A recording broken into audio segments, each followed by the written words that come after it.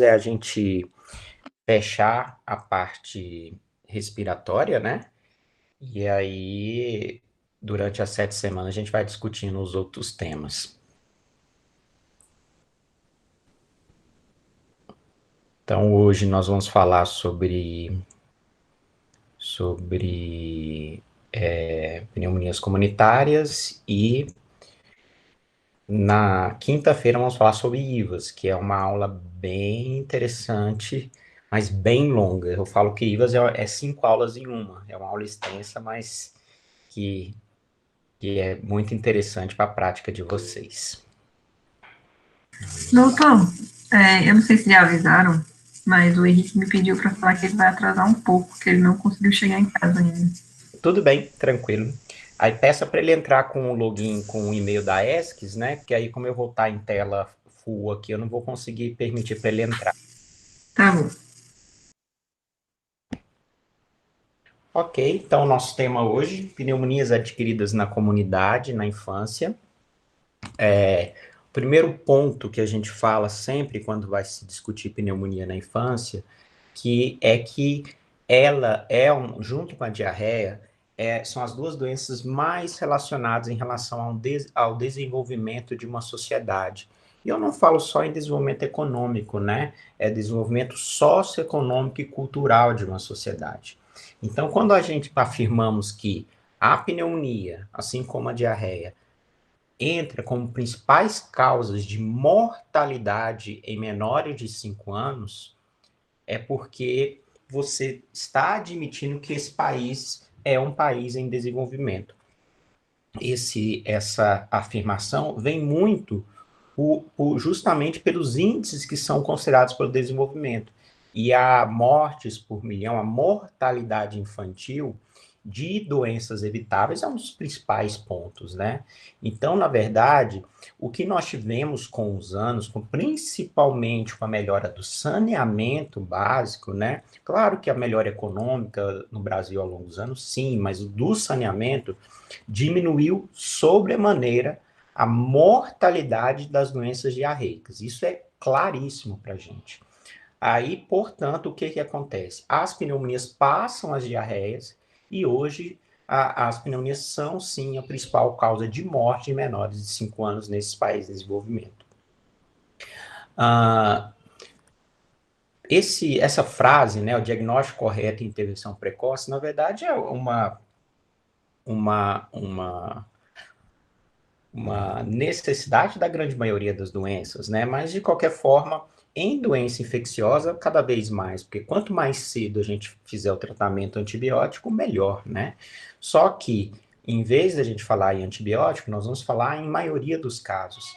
Até 1 ano de vida, pessoal, 90% dos casos de pneumonia são virais.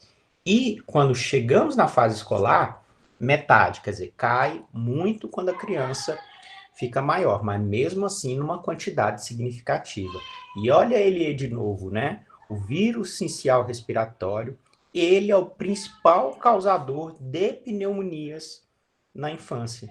Então, além do bronquíolo, além das bronquiolites, esse processo inflamatório que conversamos na quinta-feira pode ir aí e afetar os alvéolos e aí formar uma pneumonia viral pelo vírus sincial respiratório e de vários outros que podem acometer. Então, se a gente vê todos aqueles vírus que provocam a bronquiolite podem estar envolvidos no acometimento alveolar, hoje a gente coloca aí o SARS-CoV-2 também como um importante fator de pneumonia, principalmente no adulto, né? A gente está vendo aí que o adulto é o que sofre mais, criança nem tanto, mas o SARS-CoV-2 no adulto tem sido uma causa importante de mortalidade.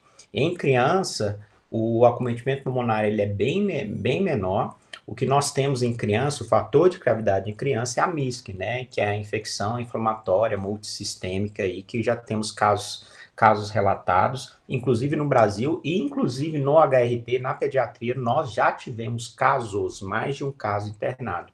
Já tem um tempinho que não tem, mas no pico da pandemia em 2020, nós tivemos sim óbito e casos que não foram a óbito de MISC. Bom, em termos de etiologia, As infecções mais graves, considerando pacientes rígidos, são as bacterianas, com certeza. Nós temos que considerar que, ao contrário até do que a gente lê em alguns trabalhos, alguns livros, o isolamento em hemocultura, ele é difícil. A positividade, infelizmente, é menor do que gostaríamos. Então, na verdade, nós temos aí uma positividade que não bate os 30%. Agora, nos casos sépticos, aí sim, nos casos sépticos, aí a gente tem uma positividade que passa dos 50%. Agora, naqueles pacientes que evoluem com derrame pleural associado, a cultura do líquido pleural, desse aspirado do líquido pleural, realmente tem uma positividade muito boa. Então, todo aquele paciente que vai se puncionar um derrame, ou mais ainda, vai drenar o paciente, nós temos essa oportunidade de fazer a cultura do líquido pleural. O agente mais frequente da comunidade, de longe, é o pneumococo, né? O Streptococcus pneumoniae, o famoso pneumococo. Porém, nós temos outros agentes bacterianos importantes, como o Staphylococcus aureus, que antigamente ele era o único relacionado às pneumonias muito mais graves, que poderiam ir para a insuficiência respiratória. Hoje sabemos que tem cepas do pneumococo também que fazem isso. O Haemophilus influenza, principalmente nas crianças menores, que é o gram-negativo. A Moraxella catarrhalis, né, que ela tem uma importância muito grande nas infecções de vias aéreas superiores, né, principalmente as otites e as sinusites, eventualmente podem acometer a via aérea inferior. O micoplasma e a clamídia, que são os causadores das famosas pneumonias atípicas, né? Sendo o micoplasma muito mais frequente que a clamídia. E no nosso meio, no Brasil, muito importante também como fator de pneumonia. Bom, em termos de etiologia, eu imagino que todos que já têm estudado sobre pneumonias comunitárias na infância, sempre tem a tabelinha dos agentes mais comuns, mais frequentes, né? A verdade é que os estudos que mostram isso, e pode ser que com a emergência de um agente ou não, pode se mudar um pouco isso. No adulto, o SARS-CoV-2 já deve estar aí em alguma lista, né? Na nossa ainda não tem. Mas o que a gente vê geralmente, ainda muitos anos sem mudar, é o que vocês estão vendo aí nesse slide. Um RN, né, até 72 horas de vida, vai estar relacionado principalmente a germes que provocam pneumonias muito graves, germes de unidade de terapia intensiva neonatal, né, como o Streptococcus do grupo B, os gram-negativos, mas os gram-negativos, como eu disse, de UTI, que tem multiresistência, e a famosa listéria, né? Então, são esses pacientes que vão ter ali as klebsielas, legionelas, a listéria, né? Cujo tratamento realmente é bem complicado, e até pelo fato da criança ter pouco tempo de vida, também a parte imunitária também está muito comprometida. Então, todos esses pacientes são considerados com pneumonias muito graves de internação em UTI neonatal. Já os neonatos, né, que é o que a partir não, a partir não, que chegam até 28 dias de vida, ou seja, o período neonatal, soma-se, né, os germes hospitalares não só relacionados ao UTI neonatal. Então, nós temos o Staphylococcus aureus, o epidermides e também outros gram-negativos que também podem provocar quadros graves de pneumonia. Do primeiro ao terceiro mês, os vírus já aparecem como os mais frequentes, e aí a gente passa a ter a presença da clamídia, né, que justamente para aquela questão do canal de parto, da oftalmia, que pode ser por gonococo, mas pode ter associado a clamídia também, e neste momento já aparece o pneumococo como um dos agentes provocadores. A partir do quarto mês de vida, os vírus continuam sendo os mais frequentes até o quinto ano de vida, e de bactéria, o pneumococo já assume como o germe mais frequente, tá certo? Tendo o hemófilos aí também com uma incidência cada vez maior até o final do segundo ano de vida. E também pode aparecer o micoplasma e a clamídia. Porém, nesta faixa etária é pouco comum. O micoplasma e a clamídia ele vai ter uma incidência muito maior em pré-escolares e escolares, momento em que o pneumococo e o estáfilo se destacam, o hemófilo sai de cena como incidência e junta-se aí uma incidência maior de pneumonias atípicas, principalmente pelo micoplasma. Bom, em termos de diagnóstico, né, imagino que todos já têm uma noção em relação a isso. Então, é aquele paciente que chega com tosse, com febre, que está com taquipneia, nem sempre dispneia, mas taquipneia. A presença das tiragens, né? Tiragens subcostais, tiragens intercostais, denotando a dispneia. A presença das crepitações. Em crianças maiores, pode haver o relato da dor torácica e a hipoxemia. E como eu disse para vocês na semana passada, é a baixa saturação arterial de oxigênio em artéria periférica, ou seja, a oximetria de pulso, tá certo? As crianças, tá? Que tenham febre e tosse, sempre que tem esse relato, febre e tosse, e aí a gente sabe que na maioria das vezes não vai ser nada grave, vai ser muito, principalmente doenças de vias superiores, mas nesse caso, sempre, pessoal, sempre verificar a frequência respiratória. E claro que o ideal é que se verifique a frequência respiratória fora do período febril. Por que isso? Porque justamente o próprio período febril induz uma taquipneia. Então, nesse caso, você tem que abaixar a febre da criança e verificar se tem taquipneia. Porque se vocês pegarem qualquer consenso brasileiro de pneumonia, e o consenso brasileiro de pneumonia vai querer que você tenha uma noção de diagnóstico, mesmo se você estiver em locais de baixo acesso à saúde, o que eu estou dizendo? Que tenha só você, só teu exame clínico, só tua história clínica, não tem exame complementar, que você tenha uma oportunidade de fazer um diagnóstico de pneumonia. Então, o consenso, um consenso de doença infecciosa, ele tem que lhe permitir isso. Se você estiver lá, né, numa comunidade indígena, né, ou se você estiver pela aeronáutica na Serra do Cachimbo, que é um local lá que tem um posto da aeronáutica, e você está lá atendendo uma comunidade indígena distante do quartel, você não vai ter um aparelho de raio-x, entendeu? Então é isso que o consenso quer mostrar. Então o que o consenso diz para você? Se essa criança tiver febre, tosse e taquipneia sem febre, e na ausculta pulmonar não tiver sibilos, né, ou seja, não seja uma crise asmática, ou não seja uma bronquiolite, uma suspeita de bronquiolite, você, se não tiver recurso, se não tiver como realizar um raio-x de tórax, você pode diagnosticar essa criança com pneumonia e pode prescrever o tratamento. O consenso te permite isso justamente pelo fato da criança ter algum grau de desconforto respiratório, que no caso é a taquipneia. Então, assim, parece muito distante para a gente pensar nisso, porque a gente está em Brasília, no Distrito Federal, a gente está na capital do país, etc., que qualquer canto que você quiser um raio-x você vai conseguir, mas nem sempre você vai ter essa oportunidade, né? E aí, vocês podem pegar a experiência de colegas de vocês que já se formaram e que decidiram fazer essa medicina, a parte da medicina da família. Teve colega de vocês que foi lá para a comunidade indígena, que ela se identificava muito e foi trabalhar em comunidade indígena. Então, essa O Yuri, noção... né, doutor? Oi? Acho que foi o Yuri. O Yuri foi um deles, né? Yuri foi um deles. Então, assim, sempre vai ter. E que bom, né, que nós temos, assim, pessoas que têm afinidade pela medicina e dentro da medicina tem afinidade para várias coisas. Porque é bom se eu falar assim, todo mundo quer ser pediatra. Ah, que legal, todo mundo quer ser pediatra.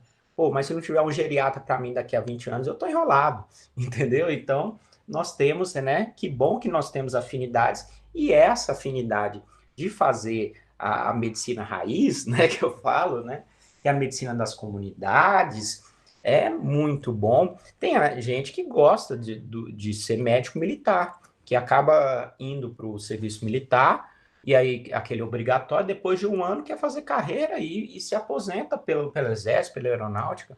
Que bom, isso é muito bom, né? Então, o que esse slide diz para vocês é isso, tá? Se tiver sintomas principais, que é febre e tosse, tá certo? E aí você vai avaliar a frequência respiratória e o paciente está taquipneico mesmo fora do período febril. E aí você auscultou e não tem sibilo, então você tem o raio-x? Não, não tem o raio-x. Então trate como pneumonia. Tá certo? É isso que esse slide diz. É justamente valorizando essa medicina de exame físico e histórias sem exames complementares disponíveis. Bom, então a gente tem que saber, né? O que é taquipneia em criança? Qual é a frequência respiratória em criança considerado como taquipneia?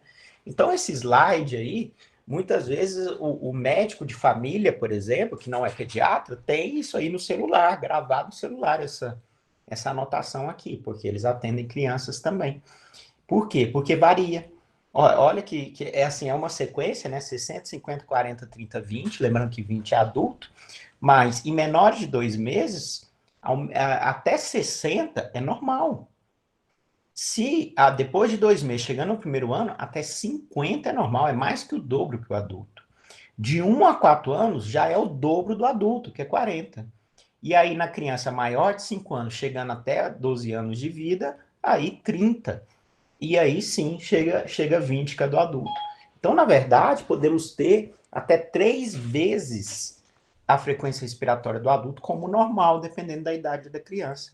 Eu vou passar esse slide, claro, os slides para vocês, depois é bom vocês terem essa frequência sempre anotada aí numa anotaçãozinha do celular, alguma coisa assim.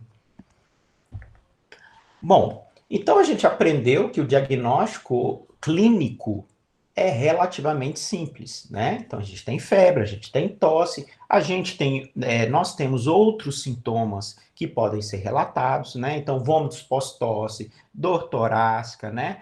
E aí, se está associado a uma taquipneia, eu posso dar. Agora, para aqueles pacientes que diagnosticamos com pneumonia, sabemos agora, eu sei que é pneumonia. Qual é o paciente que eu vou internar? E aí, o método mais escolhido para decisão de internação são os sinais de perigo apontados pela Organização Mundial de Saúde. Que esses sinais são os critérios principais para que se haja internação. Então, quais são os sinais de perigo? Então, vamos lá. Crianças menores de 2 meses, né? Então, já fora do período neonatal, né? Então, chegando até 2 meses. Sempre se considera como pneumonia grave ou muito grave. Então, nesses casos, abaixo de 2 meses, a recomendação é internar sempre, tá certo? Porque ela é no mínimo grave. Se a criança for menor de 5 anos, quando eu vou considerar como pneumonia grave se ela tiver o quê? Dispneia. A gente fala tiragem subcostal, que é o primeiro sinal de dispneia, né? E aí, com o avanço da dispneia, pode ter o tiragem intercostal, retração de fúcula, batimento de asa no nariz. Então, se tiver dispneia, ela, mesmo que leve, pneumonia considerada grave, que é igual à internação. Se ele tiver outros sinais sistêmicos de gravidade, aí é muito grave. Quais são esses sinais sistêmicos de gravidade, de pneumonia muito grave? Nós vamos falar daqui a pouco. Deixa eu ver se tem aqui. Pronto, tá aqui. É o próximo slide, tá certo? Então, se ele tiver os sinais a seguir, aí é considerado muito grave, tá bom? Então, basicamente, isso aqui já determina a internação. Então, nós sabemos que, dependendo se o raio-x tem uma pneumonia de acometimento de mais de um lobo, bilateral, etc., eu vou internar. Claro, eu vou internar. E não tem como a pneumonia estar extensa e não ter dispneia. Mas o que eu mostro para vocês é que, se você também não tiver o raio-x, você tem critérios clínicos para determinar se você vai mandar transferir esse paciente. Você vai botar numa ambulância, se não tiver ambulância, vai botar num carro aí da comunidade, etc., etc., e encaminhar para um serviço que possibilite internação. E aí, dos sinais de perigo, foi estabelecido também os sinais de pneumonia muito grave, ou seja, aquela criança que tem uma chance de morte, né? Nos menores de 2 meses, a gente já descobriu que todos são grave ou muito grave. Então, todos internam. Só que, se ele tiver a dispneia, a tiragem intercostal, abatimento de asa no nariz, a retração de fúrcula, a febre alta acima de 40 graus, ou hipotermia, tentativa de amamentação com recusa em mais de 3 mamadas em tempos diferentes, associação de broncoespasmo, que é a sibilância, criança com estridor em repouso, né, que já denota algum grau de obstrução, se tiver alteração neurológica, ou seja, sensório alterado com letargia, sonolência anormal, ou ao contrário, uma irritabilidade excessiva, pode-se estar denotando o quê? Sinais de hipóxia, né? De baixa perfusão tecidual e, portanto, com risco de coma e de parada respiratória, tá certo? Então, esse caso, em menores de 2 meses que fazem fadiga muito fácil, são sinais de pneumonia muito grave. Nas crianças maiores, basicamente são as crianças com alterações neurológicas, e aí qualquer tipo de alteração do sensório e convulsão por hipóxia, repouso está com sinal de obstrução com o estridor, e vômitos incoercíveis. O que é vômito incoercível? Aquele vômito que é um atrás do outro e que não cessa com as medicações prescritas, sejam orais ou venosas. Tá certo? Doutor, Sim. qual a diferença desse estridor em repouso da falência respiratória e do quadro de, tipo, uma infecção de trato respiratório médio, assim? Que seria parecido, né? Se tiver estridor. Sim, o estridor, ele pode ocorrer em todas essas patologias que você citou. Pode ocorrer, inclusive, em aspiração de corpo estranho, né? É uma das causas. E aí, o que que acontece? Eu estou dizendo esses sinais de pneumonia muito grave nos que já têm diagnóstico de pneumonia. Então, se ele tiver pneumonia e associado tiver um desses sinais e sintomas. E aí sim a gente considera como pneumonia muito grave. Mas claro que inclusive esses sintomas aí que nós estamos relatando aí podem estar presentes em outras patologias, né? Mas é basicamente assim, se o paciente tem pneumonia, se tiver algum desses sinais, é considerado muito grave. Mas aí, nesse caso, o estridor da pneumonia é, então, bem depois, né? Seria tipo uma falência, mas... Isso, Tá. justamente. Justamente, seria um sinal de falência. Até porque nessas outras doenças que você falou, o estridor muitas vezes é característico da doença em si, não característico de piora. Na pneumonia, não. Na pneumonia é uma característica de piora, de uma piora grave, porque você pode ter dificuldade até de entubar esse paciente. Entendi. Valeu, doutor. Beleza. Bom, então eu disse para vocês que o quadro clínico ele seria suficiente para formular a hipótese diagnóstica, mas claro, né, pessoal, se eu tenho à disposição um raio-x, com certeza eu vou me valer do raio-x se necessário. A verdade é que não se recomenda, né, o raio-x de tórax num paciente, por exemplo, que não está dispneico.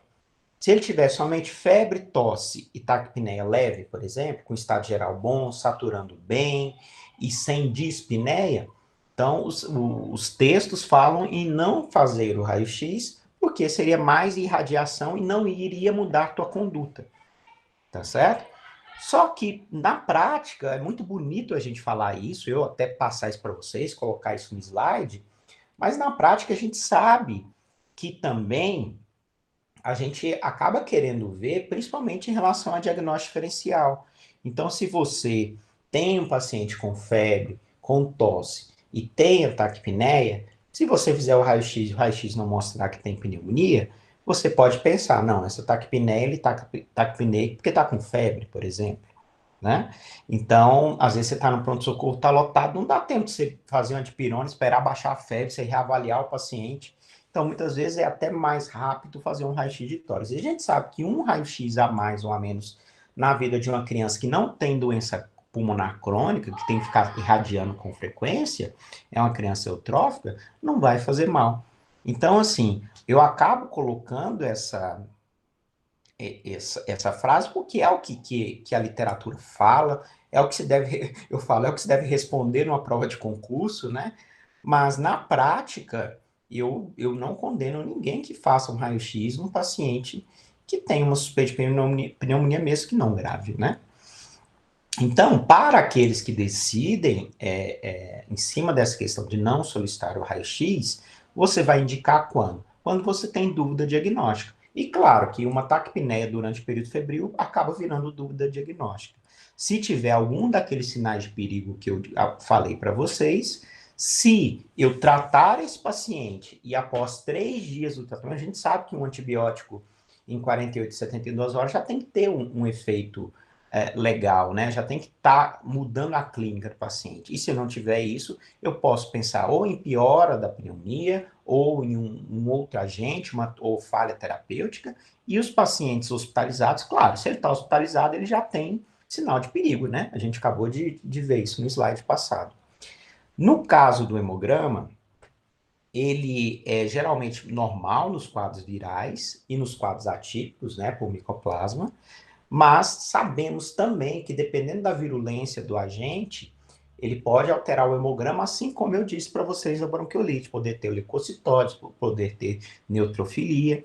E os padrões de bactérias eu vou falar na segunda parte da nossa aula, que eu vou falar dos principais agentes da pneumonia comunitária e eu falo dos hemogramas característicos deles.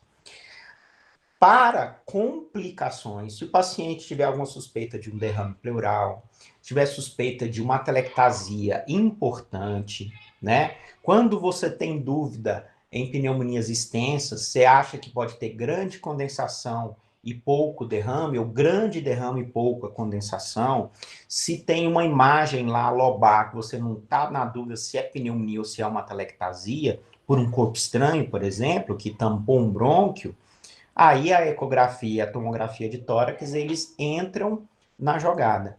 Outra dúvida diagnóstica que se pode ter, e que no caso a tomografia, ela até mais que a ecografia, ela ajuda, é na avaliação de empiema, é a avaliação de pus. Se você perceber que esse paciente tem um derrame pleural e está muito toxemiado, pode ser que ele esteja não com um transsudato clássico, né, com aquele líquido amarelo citrino, mas sim com pus. E isso a tomografia vai mostrar. E sabendo que empiema tem que ser drenado independente do volume, nesses casos a tomografia ela se impõe. Aqui, até aproveitando mais ou menos o que eu fiz com vocês na aula de bronquiolite, eu disse para vocês que na próxima aula eu ia mostrar para vocês a divisão dos lobos, né? Então, basicamente é isso aqui, tá? Eu encontrei esse slide com essas linhas que eu achei bem didático. Então, pessoal, o que nós temos aqui, né? Um raio-x em PA, em póstero anterior, ele é o melhor incidência de raio-x para criança, tá? Que seja o famoso de trás para frente, por isso que a coluna parece estar na frente do coração, estão vendo? Então é por isso que vocês vão ver em raio-x. Em adulto, geralmente, para avaliar pulmão e tamanho cardíaco, é melhor em AP. Em criança, é PA. E aí vou dar essa impressão, né, que a coluna está na frente do coração, é porque ela é em PA. Mas o que interessa é isso aqui. Então, nós temos aqui, né, o lobo superior direito, tá certo? Aqui temos uma cisura. Com o advento do raio-x digital, às vezes a gente consegue ver essa cisura, às vezes até em indivíduos que não têm alteração. E aí, em algum raio-x, vocês estiverem lá na enfermaria, talvez eu mostre para vocês a cisura. E aqui embaixo, nós temos que ter o lobo médio e o lobo inferior, correto? Então, o direito é lobo superior, lobo médio e inferior. E o esquerdo é lobo superior, lobo inferior e temos a língua. E por que nós não temos cisura aqui, separando o lobo médio do lobo inferior? Sabe por quê, pessoal? Porque, basicamente, a cisura no raio-x, nessa incidência AP ou PA, ela está escondida. Porque, geralmente, o lobo médio ele está na frente, aí, numa incidência antero-posterior, do lobo inferior. Então, essa cisura ela não aparece. Então, de cara, o que eu digo para vocês? Que se eu tiver uma pneumonia aqui, eu vou poder afirmar sim, com toda a minha tranquilidade, para dizer que é uma pneumonia de lobo superior direito. Agora, se a pneumonia estiver nesse restante aí, nesses 70% restantes do pulmão, eu não posso afirmar se a pneumonia é de lobo médio ou de lobo inferior. Para que eu consiga estabelecer se é de lobo médio ou lobo inferior, eu vou ter que ver o raio-x de perfil, tá certo? E o raio-x de perfil me mostra o lobo superior, tá certo? Que ele tem uma extensão cranial caudal boa e tem uma extensão antero-posterior boa. O lobo médio, que basicamente é a área cardíaca, é a projeção da área cardíaca no raio-x de perfil, e o lobo inferior, que é um lobo posterior também. Além de ser inferior, ele é posterior, tá certo? Então, por isso que ele fica escondido no raio-x de PA. Então, com os dois raios-x, eu vou conseguir determinar se a pneumonia está em lobo superior, médio ou inferior, e mais ainda, eu posso determinar se a pneumonia está em mais de um lobo, tá certo? Pode ser que ele esteja no lobo inferior e no lobo médio, por exemplo. Então, isso nos ajuda, tá certo? Então, é importante sempre a gente, quando for pedir o raio-x, pedirmos raio-x em PA e raio-x em perfil, tá certo? Então, tem unidades de saúde que a gente sabe que o movimento é muito grande e às vezes você pede o raio-x, principalmente criança, que dá trabalho, demora mais, o técnico faz lá um PA e a criança tá gritando, tá chorando, e vai esse mesmo, vai que cola, chega lá. Isso que eu falo para vocês, não aceitem, porque vocês podem comer bola. Não só em pneumonia, mas em alterações cardiovasculares, por exemplo, raio-x ortopédicos. Então, não aceitem essas questões de raio-x de PA. Depois que eu terminei a residência, eu fiquei 2 meses em contrato temporário no HRT, e aí, logo que eu saí do contrato temporário, eu assumi o concurso, e do concurso eu fui para o Hospital do Gama. Fiquei 6 meses no Hospital do Gama antes de voltar para o HRT. E lá era isso, você chegava no plantão 7 horas da noite, tinha ficha de meio-dia. Então, tamanho é o movimento lá. Não sei como está agora, porque fechou praticamente a pediatria lá, né? Mas e aí, o que acontecia? A gente pedia um raio-x, vinha praticamente raio-x de PA, porque o técnico tinha muito serviço e não queria fazer. E aí, o que acontecia? A maioria dos colegas aceitavam isso, mas eu não aceitava, mandava fazer o perfil. E aí, eles eles compreendem isso. Aí, no final das contas, o que acontece? Quando era meu plantão, vinha meu pedido, eles faziam. Por quê? Porque justamente a gente está lá, a gente já é profissional, a gente já tem CRM, a gente já tem uma responsabilidade muito grande para com o paciente e para com tudo que vocês estudaram. Então, por isso que é importante, tá? A gente não aceitar, assim, pelo menos, menos que o mínimo, com certeza não. O pulmão esquerdo, eu acabei achando essa imagem aqui bem legal, né? E o pulmão esquerdo, ele também tem uma característica interessante, que atrapalha um pouquinho. Por quê? Sabe por quê? Porque o lobo superior esquerdo é isso aqui tudo, ó. Estão vendo? Este aqui é o lobo superior esquerdo, tá certo? E o lobo inferior esquerdo? O lobo inferior esquerdo é mais ou menos isso aqui. Então, tem uma área no raio-x em PA que há uma intersecção entre o lobo superior esquerdo e o lobo inferior esquerdo. Tá certo? Então, se a pneumonia é aqui, beleza, pneumonia de lobo superior esquerdo. Se a pneumonia é aqui, beleza, lobo inferior esquerdo, pode até ser língua, que é uma estrutura muito pequenininha, mas se estiver aqui no meio, vamos olhar o perfil. Então, no perfil, é só você pega uma linha e traça ela fora a fora, pegando mais ou menos metade aí do pulmão, e aí você vê que no perfil nós temos aí sim uma divisão mais fácil de se observar do lobo superior esquerdo, lobo inferior esquerdo. Então eu digo para vocês, até do lado esquerdo eu preciso do perfil. Tá certo, pessoal? Bom, agora vamos ver, né? Como que a pneumonia pode aparecer para a gente, né? Então, vamos brincar um pouquinho aqui com as radiografias. Então, nós temos... Pessoal, esses rabiscos que eu faço chegam a atrapalhar vocês ou ajuda? Porque, na verdade, se eu fizer assim... Ajuda, doutor. Ajuda, né? doutor. É porque no final, quando eu termino o rabisco, eu já vejo que o trem tá tão feio, mas tá bom, só para... É porque aqui, como se eu tivesse com um lápis na mão, ia ficar mais bonitinho, mas quando é mouse e esse pad de notebook aqui, eu não tenho tanta... Eu não sou tão bom de fazer as curvas e as retas, mas tudo bem. Bom, então aqui vocês estão vendo, basicamente, uma pneumonia lobar, né? Então, uma condensação. Você vê que a imagem, ela é branca, igual a imagem, por exemplo, do fígado, né? Muitas vezes, por isso que se chama de hepatização. Se você olhar a anatômica, fizer um anátomo patológico, alguma coisa assim, vocês vão ver que realmente tem uma consistência, uma cor semelhante a fígado. E radiologicamente também, ó. Então, por isso que eles chamam de hepatização, cinzenta, hepatização, não sei o quê, é por isso, tá certo? Então, a condensação é isso, ó.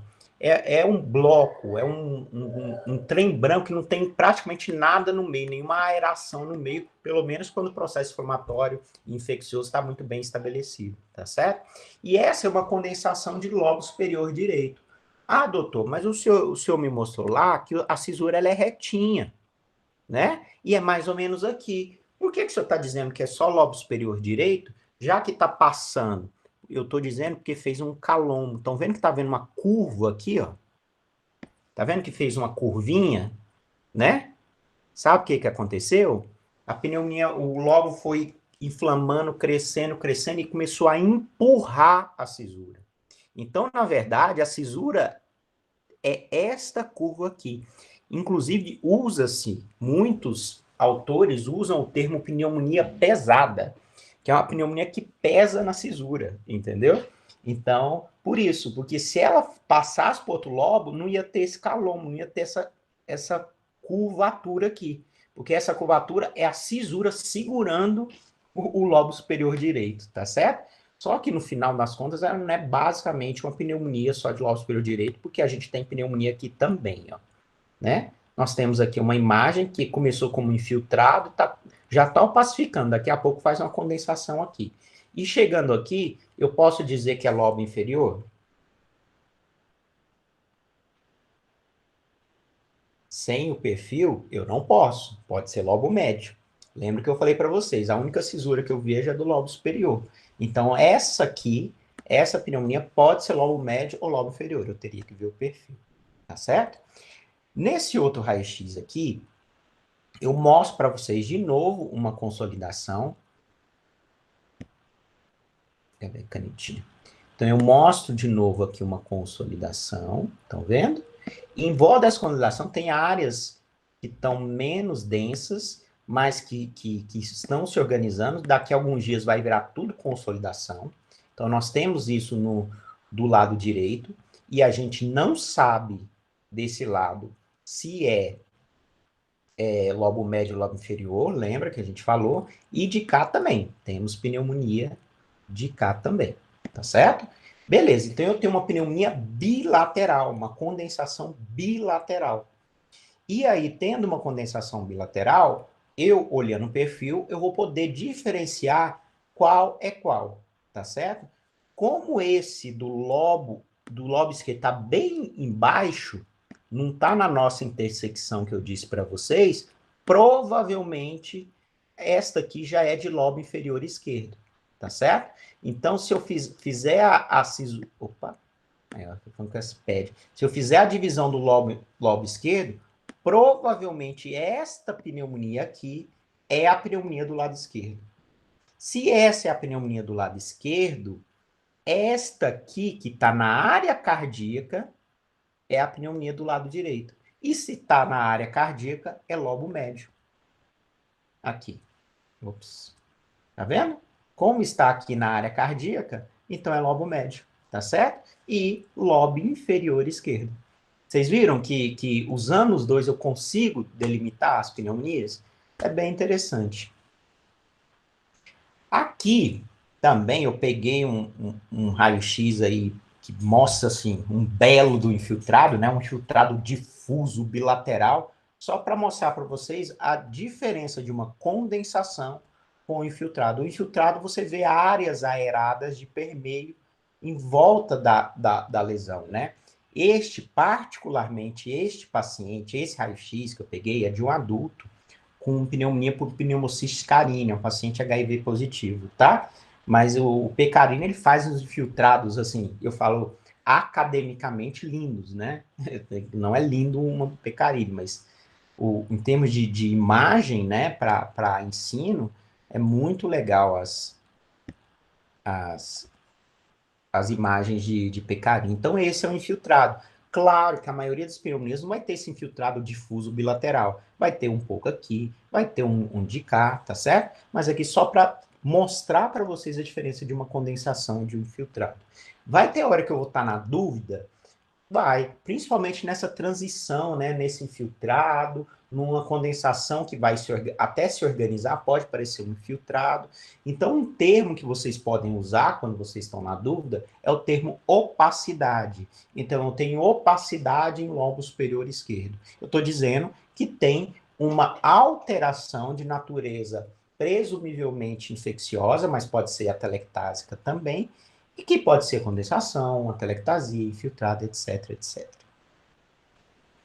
E falando nela, na atelectasia, mostrando mais uma vez para vocês, né, eu já tinha mostrado na aula passada, o processo atelectásico. Então, aqui, nós temos aquela famosa imagem triangular, que eu falei para vocês, né, que é uma imagem triangular com um ponto de obstrução aqui, e a área de pulmonar que não está aerada, né? Então, aqui, em pneumonia, a grande maioria das obstruções são por secreção mesmo, catarro, né?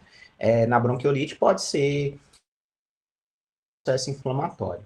E aqui, em lobo superior direito, nós temos um exemplo, são de pacientes diferentes, tá? Não é a mesma telectasia, não.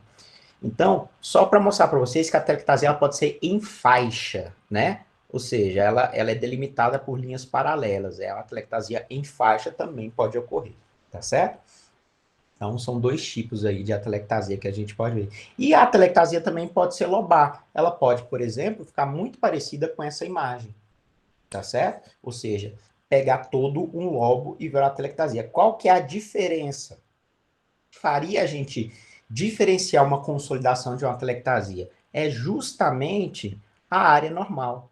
Então, essa área normal aqui, na atelectasia, ela teria que hiperinsuflar para ocupar a parte do pulmão que foi perdida pela atelectasia. Então, você vê os espaços intercostais bem maiores que no contralateral, justamente porque aqui nós teríamos, né, uma retração pulmonar pela presença da atelectasia. E aí esse pulmão ocuparia o local, né, e aí hiperinsuflava. Então, os espaços intercostais diferentes de um lado para o outro sugerem uma atelectasia. O que não é o caso, tá? Mas só para mostrar, para diferenciar da consolidação da atelectasia lobar. Temos também o famoso derrame pleural, né? O derrame pleural é a formação de líquido devido ao processo inflamatório na pleura, a pleurite, né? Sabemos que temos a pleura parietal, que é colada na caixa torácica, a pleura visceral, que é colada na víscera, que é no pulmão, e existe um espaço virtual entre as duas pleuras, que é preenchida com líquido, que é virtual, praticamente invisível. Quando há uma pleurite, um processo inflamatório, pode ser que haja uma produção maior desse líquido, uma permeabilidade aumentada, inclusive, das membranas, com a passagem inclusive, de proteínas, consumo de glicose, formando o que chamamos inicialmente de transsudato.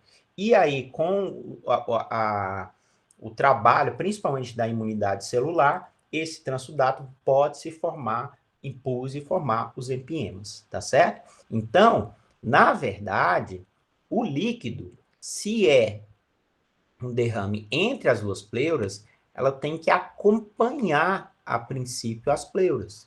O que eu estou dizendo? Nós temos a pleura parietal que é colada na parede. Quem que vai se deslocar? A pleura visceral. É ela que vai se deslocar e o espaço que era virtual não é virtual mais. E pela gravidade, principalmente, né, por causa da gravidade, se tiver muito líquido, a tendência é que esse líquido represe no polo inferior da caixa torácica. E pode formar, se grandes volumes, esses lagos de líquido pleural, tá certo? Então, a maioria dos derrames pleurais que a gente pega, eles acompanham a parede, porque não são em volume suficiente para fazer esse lago, tá certo? Eles são derrames que acompanham a parede. Outros, dependendo do volume, começam a fazer o lago e, se tiverem um volume muito intenso, eles chegam a tampar todo um tórax e deixar o tórax totalmente branco, tá certo? Agora, quando eu tenho essa imagem, né, de um derrame pleural, e eu preciso saber se esse derrame ele está livre ou se ele está septado, ou seja, se já se formou o quê? Trabéculas, septos, e aí septos de fibrina, né? Que vão fazer o quê? Formar pontos de represamento de líquido. Por que que eu preciso saber? Porque se esse paciente tiver indicação de drenagem, ou se houver piora e tiver indicação posterior de drenagem, esse derrame, teoricamente, tem que estar livre para eu fazer uma drenagem adequada. Se ele estiver muito septado, eu penso 2 vezes em drenar, porque, na verdade, eu simplesmente não vou só enfiar o cano e tirar o líquido. Eu vou ter que fazer um debridamento ali na pleura, que aí já é um procedimento um pouco mais arriscado, que exige uma sedação e um tempo cirúrgico mais prolongado. Em alguns casos, eu tenho que fazer a pleuroscopia, alguns casos a toracotomia, então tudo isso pode agravar o caso do paciente. Então eu preciso saber se esse derrame está livre, ou seja, se ele não tem septos. Como que eu vou fazer isso? Através de uma incidência radiológica chamada de incidência de Laurel, né? Que é o quê? É esse raio-x aqui que vocês estão vendo. É o raio-x em decúbito lateral, com raio cujos raios vêm horizontais, sendo que esse decúbito lateral é do lado da lesão, do lado do derrame. Ou seja, eu vou encostar na mesa o lado do pulmão, do tórax, que está acometido. Então, vocês estão vendo essa criança aqui, que tem uma pneumonia com um derrame pleural à direita, e ela está encostada na mesa, está em decúbito lateral com a parte direita. Por quê? Porque pela gravidade, né, o líquido vai descer. E aí eu vou ver o quê? Se ele começa a formar um lagozinho, tá certo? Se ele represou totalmente no polo inferior aqui do tórax, aí eu posso considerar que há um derrame. Então, essa letra A aqui me fala do diâmetro do derrame. A letra B é o diâmetro torácico. Agora, se eu botar esse paciente deitado e ele ficar exatamente igual com esse raio-x aqui, ó, não tiver mudado nada, ficar praticamente igual a esse raio-x aqui, quer dizer que tem um monte de septo que não deixa o líquido mexer. E aí eu vou saber que esse pulmão, que essa pleura, né, tá cheia de septos. Outro exame que não denota radiação, tá? E que ajuda demais ver volume de derrame, líquido e os septos é a ecografia, tá? A ecografia, se disponível, pode ser feita. Bom, como eu disse para vocês, a hemocultura, ela tem um isolamento difícil, né? Nos serviços públicos, infelizmente, não podemos pedir hemocultura para qualquer doença infecciosa hospitalizada, porque o pessoal do laboratório briga, fala que não acaba os kits e tal. Então, acaba, por exemplo, no HRT, que a gente só pede para pacientes graves, pacientes que estão evoluindo com sepsis ou pacientes de UTI. Não por um critério do serviço, mas por um critério de gestão de hospital, de governo, etc. O painel viral, ele entra na jogada, porque vocês viram que os vírus que estão no painel viral também provocam pneumonia. Então, o RT-PCR, com aqueles 19 vírus que a gente aprendeu semana passada, vão estar, sim, na investigação.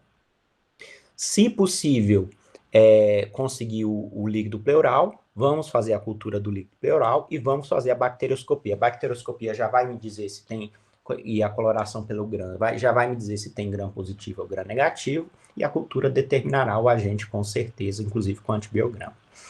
E existe um kit de pesquisa de antígenos, esse é até antigo, que você pode jogar lá tanto líquido pleural quanto urina.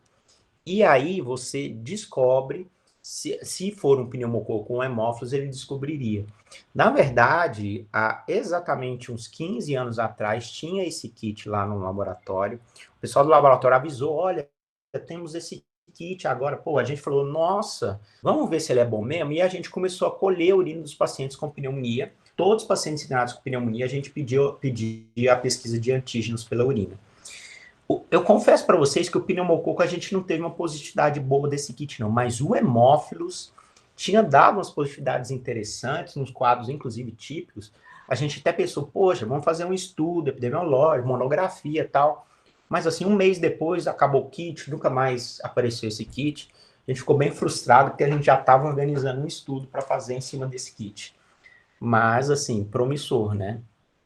Agora, para o micoplasma, para os atípicos, esses testes de cultura, etc., são péssimos. Micoplasma é o melhor teste, é o ELISA, pesquisa de IgM e IgG. E aí é que tá. O IgM, ele só vai positivar depois de 7 dias. E o IgG só depois de 2 semanas. Então, para diagnóstico, não vai ajudar muito. Ele vai ajudar para quê? Para fins epidemiológicos. Então, na suspeita de micoplasma, geralmente padrão radiológico, padrão de hemograma, clínica, porque o exame complementar, ele não vai te ajudar muito. Agora, claro, os testes de prova de atividade inflamatória, proteína C reativa, VHS, etc., podem ser solicitados e nos quadros bacterianos estão bem alterados, né? No caso da clamídia, principalmente aí nos bebezinhos, né? Se houver uma eosinofilia ali ao hemograma importante, a gente lembra da clamídia. E, claro, o exame de PCR, né? E agora nós temos aí junto o RT-PCR para o SARS-CoV-2, neste caso, assim, muito mais importante para o adulto do que para a criança, no caso de acometimento pulmonar. E temos métodos mais invasivos. Então, os pacientes que têm gravidade, que têm terapêutica frustra, você já está ali no terceiro esquema e não está resolvendo, ou o paciente tem uma comorbidade grave e não está respondendo bem ao tratamento, você tem a oportunidade de métodos mais invasivos. E aí nós temos a biópsia pulmonar e a broncoscopia. Desses dois, a broncoscopia, ela tem a preferência, porque, sim, é muito invasiva, mas menos que uma biópsia pulmonar, né? Então, a broncoscopia acaba ajudando, inclusive, em diagnóstico diferencial. Então, a broncoscopia, naqueles pacientes que têm pneumonia, ou a atelectasia associada que não resolve com tratamento antibiótico, a broncoscopia pode diferenciar, por exemplo, de um corpo estranho. Às vezes, essa criança está com um corpo estranho, que está reinfectando, que está obstruindo e infectando, e ninguém viu esse menino engolir, esse menino nunca contou, e só na broncoscopia que a gente vai descobrir. E também temos que lembrar de exames de diagnóstico diferencial, principalmente a avaliação de tuberculose. Nos pacientes que não respondem ao tratamento, o PPD e a pesquisa de Barr no escarro, né? Esse sim tem que ser feito para esses pacientes que estão lá 10, 14 dias usando antibiótico, já está trocando esquema e não está melhorando, ou a pesquisa de tuberculose ela se impõe também, num país como o nosso ainda se impõe. Bom, em termos de diagnóstico diferencial, lembrar que a pneumonia ela é uma síndrome infecciosa. E por ser uma síndrome infecciosa, ela tem sintomas gerais que podem dar em várias infecções. E também é uma doença que, dependendo da gravidade, pode dar insuficiência respiratória aguda. Então, no final, a dúvida diagnóstica vai ser de alguma doença de síndrome infecciosa ou alguma doença que provoca insuficiência respiratória aguda, tá certo? Então, a síndrome infecciosa é febre, é prostração, né? Toxemia, e nesse caso, se você tiver esse quadro e não conseguir de início descobrir o que é, não esqueçam que a pneumonia entra no diagnóstico diferencial. Essa criança tem que fazer pelo menos um raio-x de tórax, em alguns casos até uma tomografia de tórax, e isso, nesses casos, aí a taquipneia até sai dessa história, pode até não ter taquipneia. Se ele não tiver taquipneia, mas se ele tiver toxemiado, não, eu não posso afirmar que é a pneumonia, porque não tem taquipneia, mas eu tenho que investigar como diagnóstico diferencial. E também porque a pneumonia, ela pode estar associada a doenças que cursam com sibilância. Então, um asmático, ele pode ter pneumonia. Claro, e o processo infeccioso é um dos descompensadores da asma. Então, eu posso ter uma crise de asma aguda que foi desencadeada por uma pneumonia, por exemplo. Um paciente que começou com uma bronquiolite, né, com vírus sincial, aí de repente o vírus sincial ataca o alvéolo, faz uma pneumonia viral e pode fazer uma pneumonia bacteriana em cima, secundária? Sim. Né? Então, as bronquiolites que cursam, que demoram mais que o tempo normal, ou que tem um período de melhora e depois uma recrudescência muito aguda em poucos dias depois, né? A fibrose cística, que basicamente é uma doença de acometimento de via respiratória e via digestiva, e é fonte imensa de infecções nesses dois sistemas, justamente pela questão da mucoviscidose, né? A tuberculose, então a gente tem a tuberculose, e aí esse paciente com tuberculose, ele é um paciente de risco de ter infecção bacteriana secundária, com certeza. A aspiração de corpo estranho, acabei de comentar com vocês, né? Aquela pneumonia ou atelectasia que não melhora, fica dando febre, aí você trata, aí a febre passa, aí você tira o antibiótico, o menino começa a fazer febre de novo, reinfecta. Então o corpo estranho também faz parte. Bom, em relação ao tratamento, vai ser mais ou menos o nosso divisor de água assim, da primeira etapa e da segunda etapa da aula. Eu vou falar primeiro do tratamento ambulatorial, que é o geralzão, que é o que a gente faz principalmente na medicina de família, nos consultórios de pronto atendimento em ambulatórios, né? E depois eu vou falar do tratamento hospitalar de acordo com o agente, tá certo?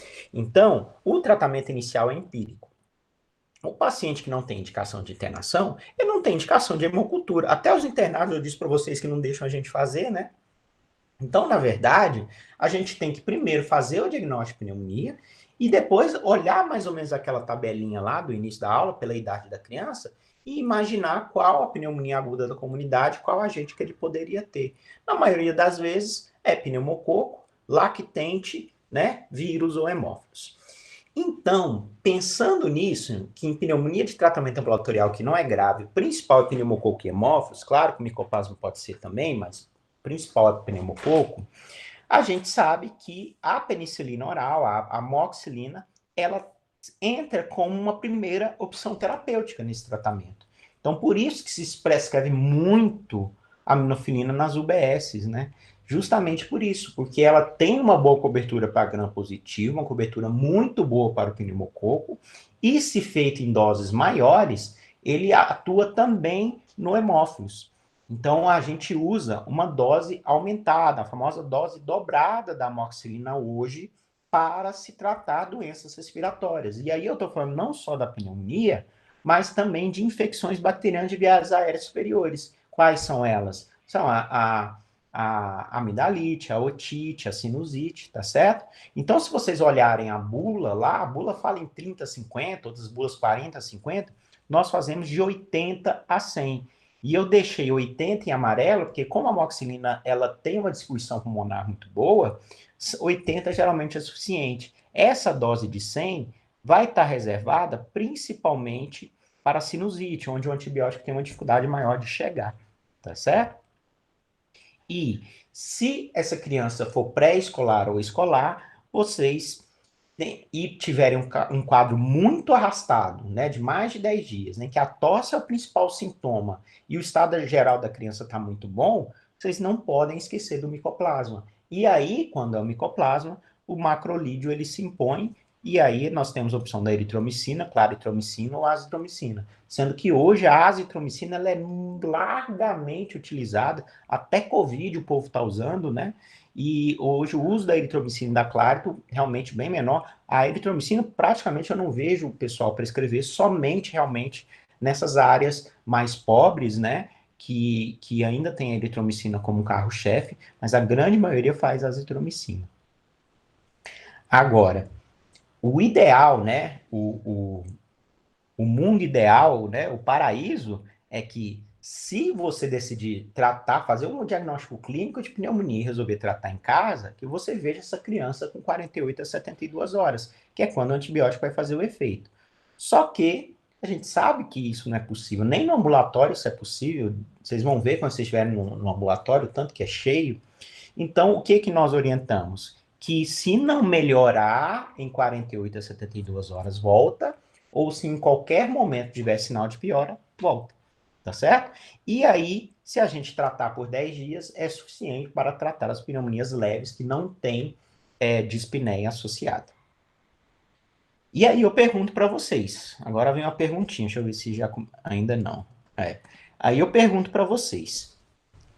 Vocês já usaram, já viram alguém usar essa dose alta de amoxicilina, de 80 a 100? Já Eu vi não lembro retorno. de dose. Hã? Já viram, né? Ok. Em Alguém já retorno, explicou, tipo... alguém já Desculpa, explicou pode para falar. vocês, assim, por que a gente pode usar? Porque, assim, se a bula falar que é de 40 a 50, e aí você pega lá o parte de efeitos adversos de uma bula, e é enorme, né? A amoxicilina, principalmente gastrointestinais, na verdade. Diarreia, vômito, dor abdominal, epigastralgia, né? Rache, cutâneo, etc. E aí, de repente, tem lá na bula superdosagens, né? Conduta na superdosagem. E aí, de repente, eu falo para vocês, não, vocês vão fazer o dobro da dose do que está na bula. E aí, não dá um medo, assim, de efeitos colaterais? Qual a opinião de vocês? Vocês já chegaram a questionar alguém, assim, ou já viram um paciente que retornou depois de usar essa dose, se teve muito efeito colateral? Assim, no final, o que eu estou querendo, perguntando? Por que eu estou autorizado a usar de 80 a 100? Essa é a pergunta. Porque eu uso, tá no meu slide, com certeza eu uso. Mas por que eu posso Por usar? causa de resistência? Sim, a questão da resistência é um problema mundial, né? Em hemisfério norte, muito mais que no hemisfério sul. E esse aumento da dose, ele é sim para pegar algum pneumo que esteja resistente, mas principalmente para pegar os hemófilos, que têm uma resistência um pouco maior, né? Mas assim, tudo bem, eu descobri laboratorialmente in vitro que essa dose ela é boa para tratar o hemófilos e o pneumo que tem alguma resistência. Só que, e se eu fizer no meu paciente, eu não vou dar efeitos adversos nesse paciente? Eu optei por fazer sem pensar nos efeitos adversos, é isso que eu estou querendo saber. Por que eu uso, se eu fizer 100 para sinusite, por exemplo, poxa, o menino não vai ter diarreia, não? 100% das vezes? Né? A mesma história de eu falar assim, se eu vou... Quem tem o nordestino gosta da tal da manteiga de garrafa, né? Que o bicho para dar diarreia. E aí, o povo só bota um pouquinho no prato. E se eu botar o dobro do que eu boto no normal no prato, eu vou ter diarreia. Vou passar o dia no banheiro. E a amoxicilina? Acontece isso? Não acontece? Pois é, pessoal. Sabe qual que é a história? Sabe por que eu posso fazer essa dose que vocês estão vendo aí? É porque os efeitos adversos na amoxicilina, elas são medicamento dependentes. Elas não são dose dependentes. Então, se uma criança teve efeito colateral com 80 a 100, ela ia ter com 30 a 50. Vocês entenderam? Então, eu tenho a segurança de usar essa dose maior, porque não é a dose que vai determinar o efeito colateral, é a simples presença da medicação. Então, eu posso fazer dose dobrada sem problema nenhum. A único critério, a única regra é que não passe da dose do adulto, que é 1.500 miligramas. Porque acima disso, aí já se questiona a questão de metabolização hepática, eliminação renal, etc. Tá certo? Mas posso sim, porque se você, dei 80 miligramas, o menino teve diarreia, vou baixar para 30, o menino vai continuar com diarreia, porque é medicamento dependente. Tá certo? Então, isso aí é uma coisa que vocês não vão esquecer nunca mais. Quando vocês estiverem lá na enfermaria, vocês já vão lembrar disso. Porque é uma questão de medicamento, não de dose do medicamento. Agora, Aqueles pacientes que não respondem à amoxicilina, eu posso pensar o quê? Ou ele é um germe atípico, ou é um micoplasma, aí eu teria que usar uma azitromicina, ou ele não respondeu à amoxicilina. Com essa dose de 80 a 100 miligramas, muito difícil a gente, um pneumococo de pneumonia leve, não responder. A gente pode botar a culpa na falha no hemófilos, porque o hemófilos, aí é que tá. Eu não dei aula de IVAS, mas na aula de IVAS eu vou ficar repetindo isso várias vezes durante a aula. Essa vai ser a primeira vez que vocês vão ouvir. O hemófilos e a moraxela, no caso, estudos mostram que até 30%, ou seja, de 3 de 10, podem produzir beta-lactamase. E a amoxicilina é o quê? É um beta-lactâmico. E aí, se produz a beta-lactamase, né? Aí não tem como. Aí a amoxicilina não vai responder mesmo. Então, eu tenho que associar a penicilina a um inibidor dessa enzima, que é o inibidor da beta-lactamase. Surge quem? Olha aí, o clavulanato.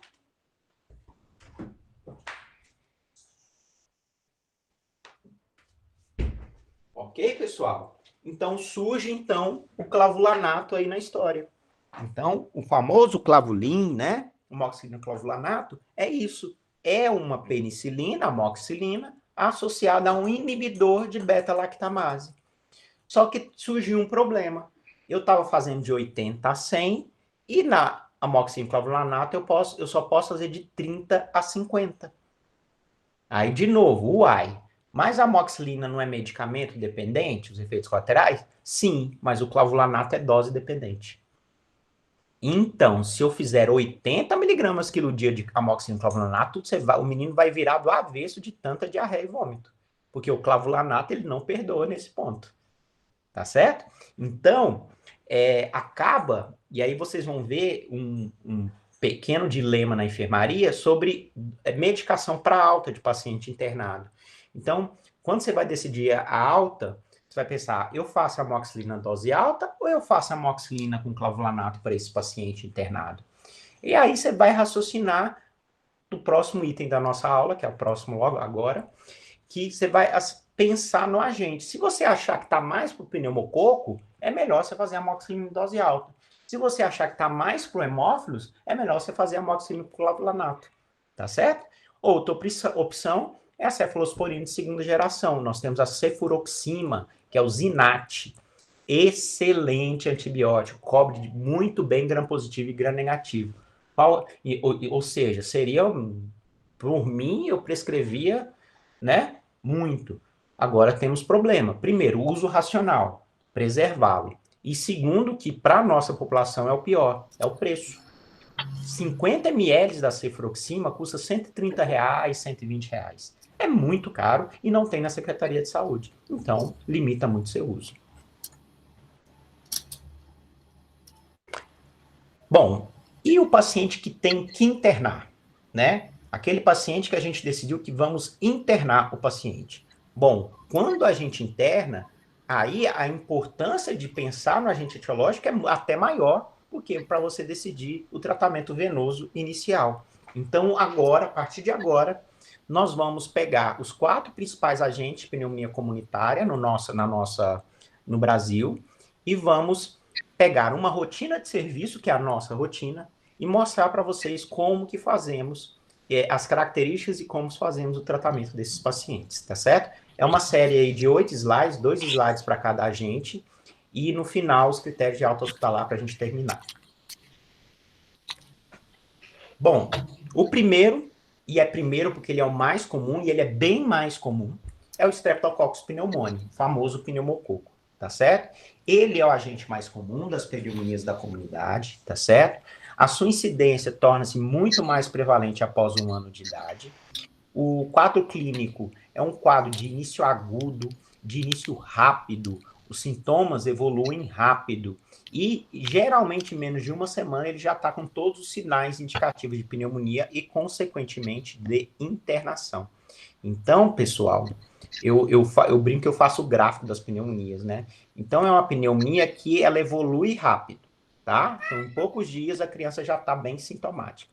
O raio-x de tórax, ele pode ser qualquer apresentação. A gente já descobriu isso. Porém, como característica, né, é broncopneumonia lactente, ou seja, que pega mais de um lobo, e condensações lobares ou segmentadas em crianças maiores. É aquele raio-x da pneumonia lobar que eu mostrei para vocês do lobo superior direito, tá certo? E o hemograma é aquele hemograma tipicamente bacteriano, tá certo? É o hemograma que tem uma leucocitose importante, com desvio à esquerda, reação leucemóide. Alguns pacientes têm 40 mil, 50 mil leucócitos. Para quem ainda não tem experiência em pneumonia da comunitária em criança, pneumocócica, até assusta, fica com medo. Nossa, 50 mil leucócitos. Mas sabe o que acontece, pessoal? Quando o tratamento correto é instituído, a melhora do paciente, ela é rápida. Ele piora rápido, mas ele melhora rápido também quando a gente trata. E a melhora tanto clínica quanto do hemograma. O raio-x demora mais um pouquinho, mas o hemograma, eu brinco assim, quando a gente pega esses hemogramas de 40 mil, né? E aí, a gente sabe, se a criança melhora clinicamente, a gente não quer furar a criança de novo, porque a gente sabe que o hemograma melhorou. Mas quando tem esses hemogramas muito, assim, floridos, eu falo para o residente, falo, você quer fazer ciência? Eu falei, quero, então vamos repetir o hemograma. 72 horas depois, o menino já está afebril, há mais de 24 horas, com indicação de alta. Eu falei, faz o hemograma, aí faz o hemograma. Está lá 12 mil, 13 mil leucócitos. Então, assim, parece mágica, né? Mas a pneumonia pneumocócica, ela faz isso mesmo. Bom, em termos de escolha, a ampicilina... Doutor, Oi, sim. rapidinho, eu acho que a Kátia esqueceu o microfone ligado, aí tá um barulhinho. Ah, tá. Eu consigo desligar o microfone dela daqui? Não sei. Hã? Não sei. Deixa eu ver aqui, peraí. Deixa eu sair aqui da... porque tá fazendo um barulho de um gatinho, não tem? Tem. Então tá certo. Tá bom, deixa eu ver. Vamos ver, eu não sei, eu sou Ó, liguei de todo mundo, desliguei de todo mundo. Uai. Pronto. Acho que não foi não, doutor. Foi não? Então vamos de novo. Aí em cima do nome dela, doutor. Vai desativar som, achei. É bom que a gente aprende, né, a mexer nessas coisas. Eu sempre me considerei muito tecnológico, né? Eu sou da época de quando surgiu os videogames, né? Assim, os de casa, quando a gente começou a ter condição no Brasil de comprar videogame, Atari, né? O Atari, principalmente, né? Eu acho que imagino que todos já ouviram falar do Atari. Então, eu sempre gostei muito dessas coisas, de videogame, de Atari, computador e tal. Mas chega uma fase da nossa vida que a gente não consegue acompanhar. É incrível, assim, vocês têm foram treinados, né, desde a infância, numa evolução tecnológica muito rápida, né? Então, meu cérebro... Então, assim, eu sempre falo, eu arrumo as coisas de computador, arrumo, mas tem coisas, assim, que eu ainda... Parece que demora um pouco para aprender, assim. Eu tô dando aula desde o ano passado no Google Meet e é só agora que eu descobri como desligar o microfone, né? Mas tudo bem, tá certo. Pessoal, então entenderam a evolução, né? Piora rápido, trata direitinho, melhora rápido, tá certo?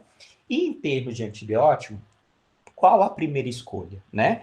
Então, a primeira escolha é a ampicilina. A ampicilina seria mais ou menos o equivalente da amoxicilina pura, né? Então, a ampicilina ou a penicilina cristalina, nessa dose que tá aí na tela de vocês, tá certo? O que acontece? Se vocês olharem nos livros, os mais antigos principalmente, vão colocar somente a penicilina cristalina, tá certo? Os mais novos já estão citando a ampicilina. Bom, nosso serviço já usa a ampicilina como primeira escolha em detrimento da penicilina cristalina há muitos e muitos anos. Por quê? Porque o serviço de infectologia, da infectopediatria, o Marco Antônio, né? E também o Yuri posteriormente, mas primeiro o Marco Antônio, sempre falava, assim, nessas discussões de caso, onde a gente discutia artigo, etc. Vamos preservar a penicilina cristalina. Nós somos um país subdesenvolvido. Nós não temos um acesso pleno aos antibióticos de ponta, principalmente pelo custo. Nós temos doenças, principalmente a sífilis, que são doenças de terceiro mundo, que não estão erradicadas. Então, se a gente tiver resistência à penicilina cristalina, a gente está numa situação muito difícil. Porque isso se prova pelo fato de você ir no hemisfério norte, Estados Unidos e Europa, e falar que quer tratar alguém com penicilina cristalina. Eles vão rir da tua cara. Você fala, como assim, cara? Isso não existe mais. Aqui é resistência, né? Então, na verdade, nosso trabalho de grãozinho de areia, tenta preservar a penicilina cristalina, sabendo que a ampicilina é uma excelente escolha para tratar a pneumonia pneumocócica, tá certo? Então, por isso que no nosso serviço, vocês vão ver a ampicilina como primeira escolha, mas sabendo, a gente sabe que a penicilina cristalina é sim carro-chefe. Bom, se a criança melhorou com ampicilina, ela vai de alta com amoxicilina em dose alta, de 80 a 100 mg quilo dia, com um tempo de tratamento total de 10 dias. Caso não melhore com a ampicilina, né? Você usou a ampicilina e não respondeu, pensando num pneumo que é parcialmente sensível às penicilinas, que é também chamado de pneumo invasivo, tá? Eles chamam de pneumo parcialmente sensível, ou pneumo parcialmente resistente, ou pneumo invasivo, tá certo? Aí ele não responde à ampicilina. E aí a droga de escolha é a ceftriaxone, a cefalosporina de terceira geração, na sua dose máxima, que é 100 mg quilo dia, tá certo? E a alta, ou você faz ceftriaxone M, de aplicação hospitalar, vai todo dia no hospital aplicar, ou fazemos cefalosporina via oral, ou na inexistência ou impossibilidade desses dois anteriores, a gente pode fazer a amoxicilina em dose alta, considerando que o pneumo, neste momento, ele ficou enfraquecido com o tratamento inicial, tá certo? Tempo de tratamento total, 10 dias também, tá certo? Bom, não respondeu a ceftriaxone, que aí é uma minoria dos casos, mas pode acontecer, né? Aí a terceira escolha vem na droga, que é uma droga anti-gram positivo de excelência, que é a vancomicina, tá certo? A vancomicina, ela tem essa dose de 10 a 60 mg quilo dia, 4 vezes ao dia, tá certo? Só que não é uma droga de infusão direta. Ela tem que ser diluída obrigatoriamente em 100 ml de soro glicosado a 5% e correr em bomba de fusão em 1 hora rigorosamente para evitar os efeitos colaterais da medicação. E sabendo que a medicação é de 6 em 6 horas, 4 vezes ao dia, eu vou já estar infundindo no mínimo 400 ml de soro glicosado nessa criança. Então, vamos lembrar, se a criança tiver hidratação venosa, de diminuir para a gente não fazer muito líquido nessa criança, tá certo?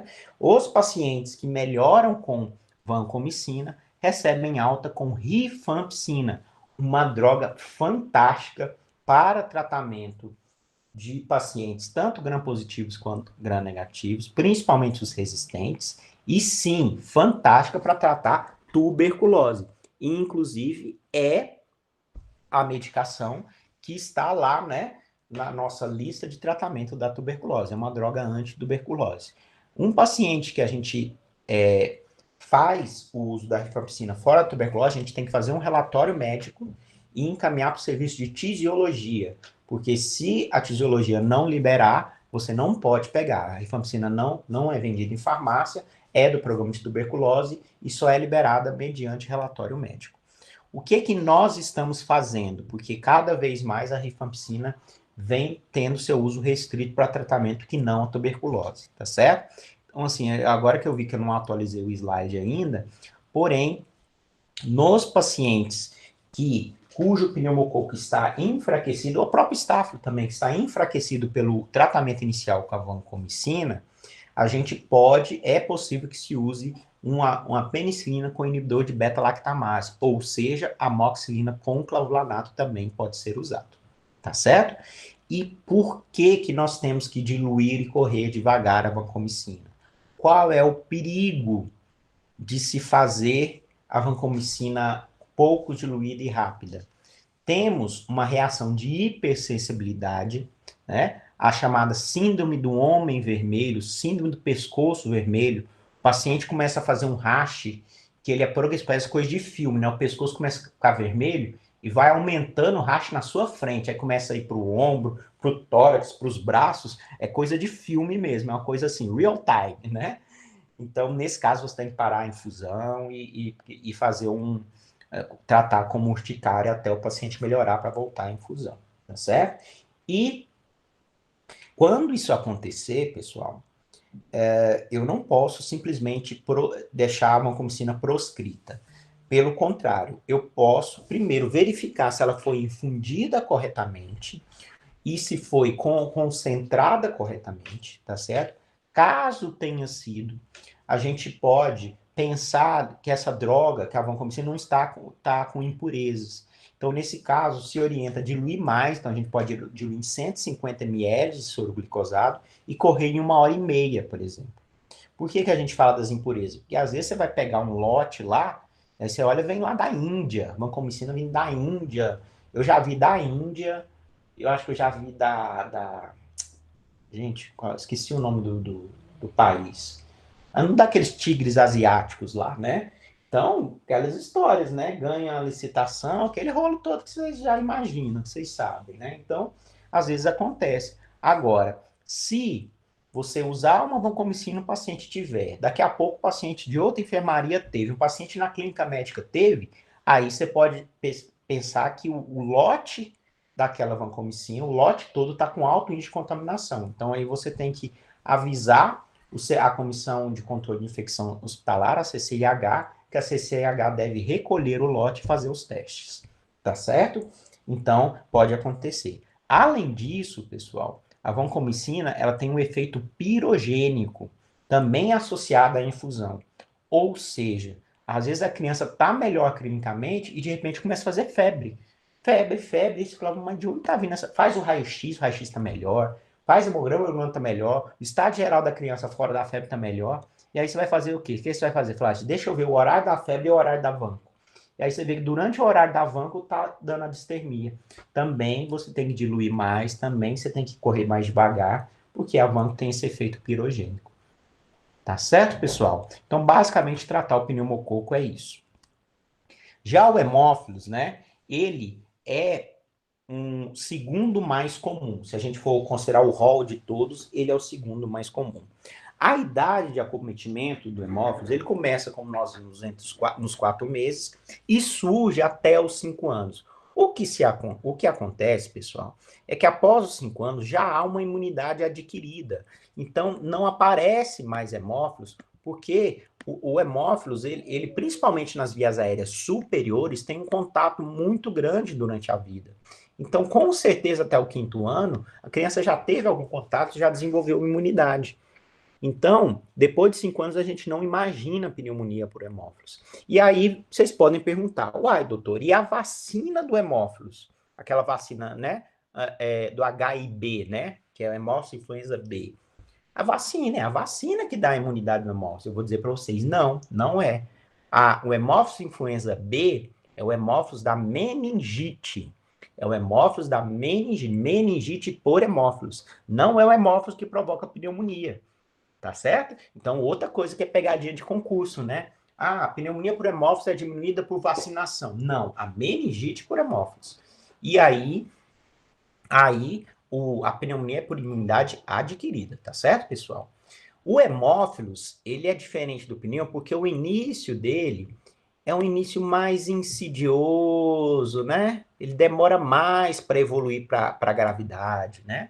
Então, os sintomas duram mais de uma semana, as febres inicialmente são intermitentes, e o hemófilos está muito associado às infecções bacterianas de via aérea superior, principalmente as otites, sinusites, né, epiglotite. Graças a Deus, epiglotite tem muito tempo que a gente não vê, porque ela é grave, né? E meningite, pode estar associada à meningite também, mas principalmente a otite e sinusite. Só que no nosso meio, no cerradão, no cerrado seco, no cerrado molhado, a gente perde um pouco essa referência, porque essas infecções são muito comuns de acordo com o nosso clima. Então, podemos ter outras pneumonias com sinusite e otite, mas em áreas litorâneas, né, ao nível do mar, a força da presença de uma otite sinusite numa pneumonia, ela ajuda muito mais a diagnosticar o hemófilos. A radiografia, ela é o mesmo padrão do pneumococo, só que o hemófilos ele dá mais infiltrado que condensação. Então, o hemófilos dá mais infiltrado e o pneumococo dá mais condensação. Já o hemograma ele pode estar normal, mas a maioria das vezes vem com a leucocitose, mas a leucocitose pequena, bate ali os 15 mil, raramente chega nos 20 mil, tá certo?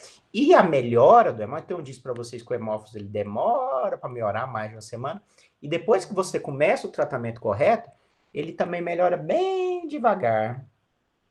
Então ele é insidioso na piora e insidioso na melhora, tá certo? Então vira aquelas crianças com cara de doentinho, como é criança menor, no máximo até 5 anos, né? Então vem aquelas crianças que não quer comer, fica enjoadinho, nariz entupido, aquela coisa, né? Então o hemófilos tem mais essa característica.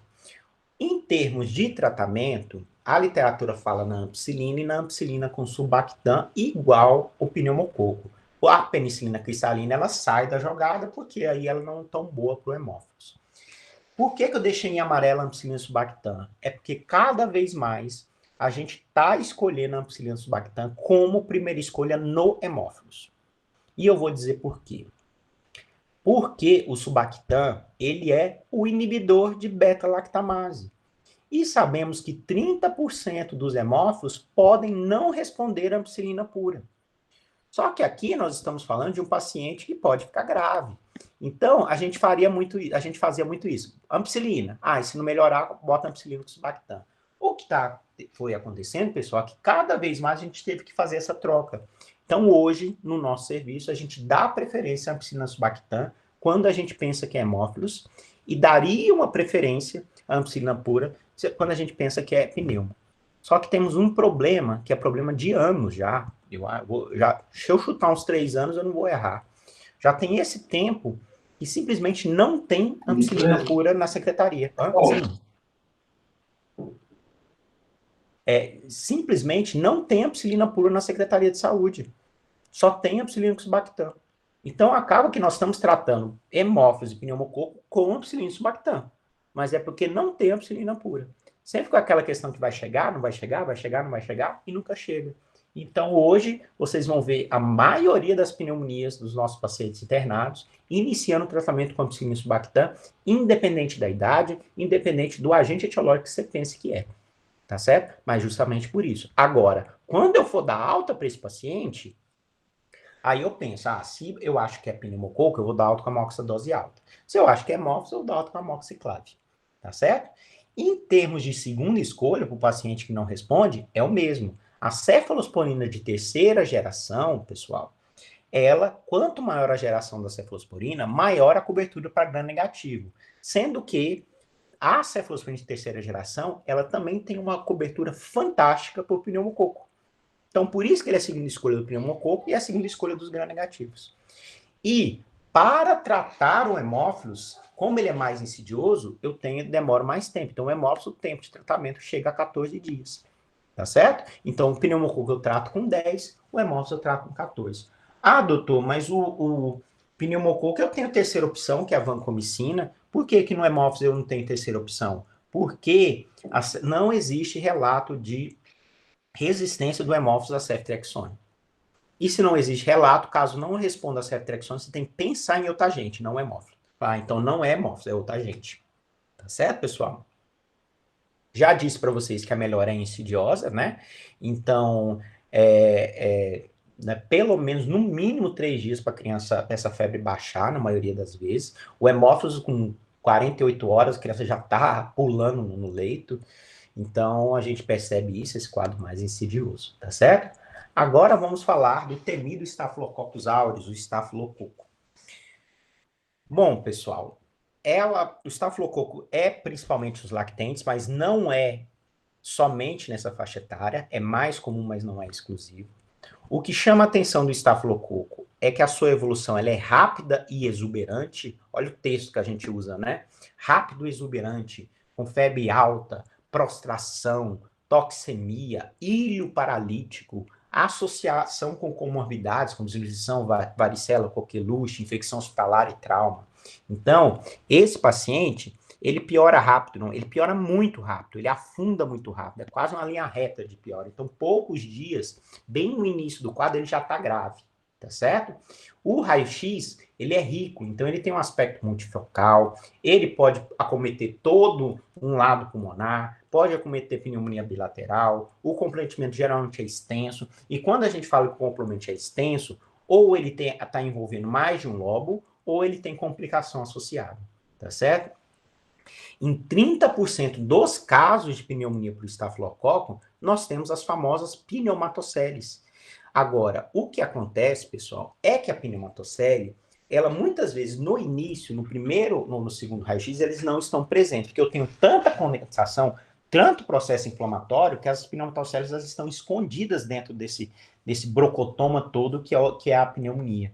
À medida que eu vou diminuindo a condensação, as pneumatoceles que estavam escondidas começam a aparecer. Então, muitas vezes, a gente faz o diagnóstico das pneumatoceles quando a criança já está melhorando, tá certo? E isso, você vê a pneumocele não é sinal de pior, pelo contrário, pode ser um sinal de melhor. Eu não estava vendo, agora eu vejo.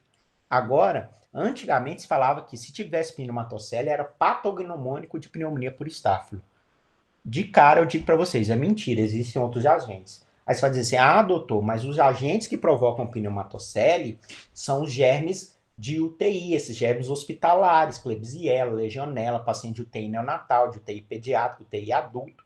Então eu posso dizer que ela é patognomônica de pneumonia comunitária, por estáfilo comunitária. Aí eu já vou dizer, não mais. Por quê? Por causa do pneumo invasivo. Lembra do pneumo invasivo, que responde a ceftriaxone, não responde a ampicilina? Pois é, o pneumo invasivo pode fazer um quadro clínico indissociável da estafilococo. Pode evoluir tal e qual estafilococo que você descobriria qual era a agente somente por hemocultura. E hoje o pneumo invasivo está na comunidade. Então, nem mais pneumonia comunitária é patognomônico. Tá certo? O hemograma, ele, assim, claro, ele vai estar associado a telectasias, a pneumatoceles, a derrame pleural, né? Então, as estatísticas falam que derrame pleural é em torno de 50% dos casos de Staphylo aureus ou pneumo invasivo e 5% do pneumococo.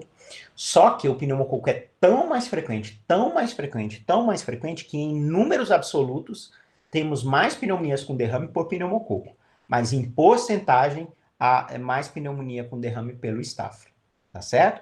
O hemograma pode ser aquele típico bacteriano com leucocitose, neutrofilia desvio à esquerda, mas pode ter sinal de gravidade. O sinal de gravidade é quando a medula começa a se cansar, né? Ou seja, quando temos leucopenia.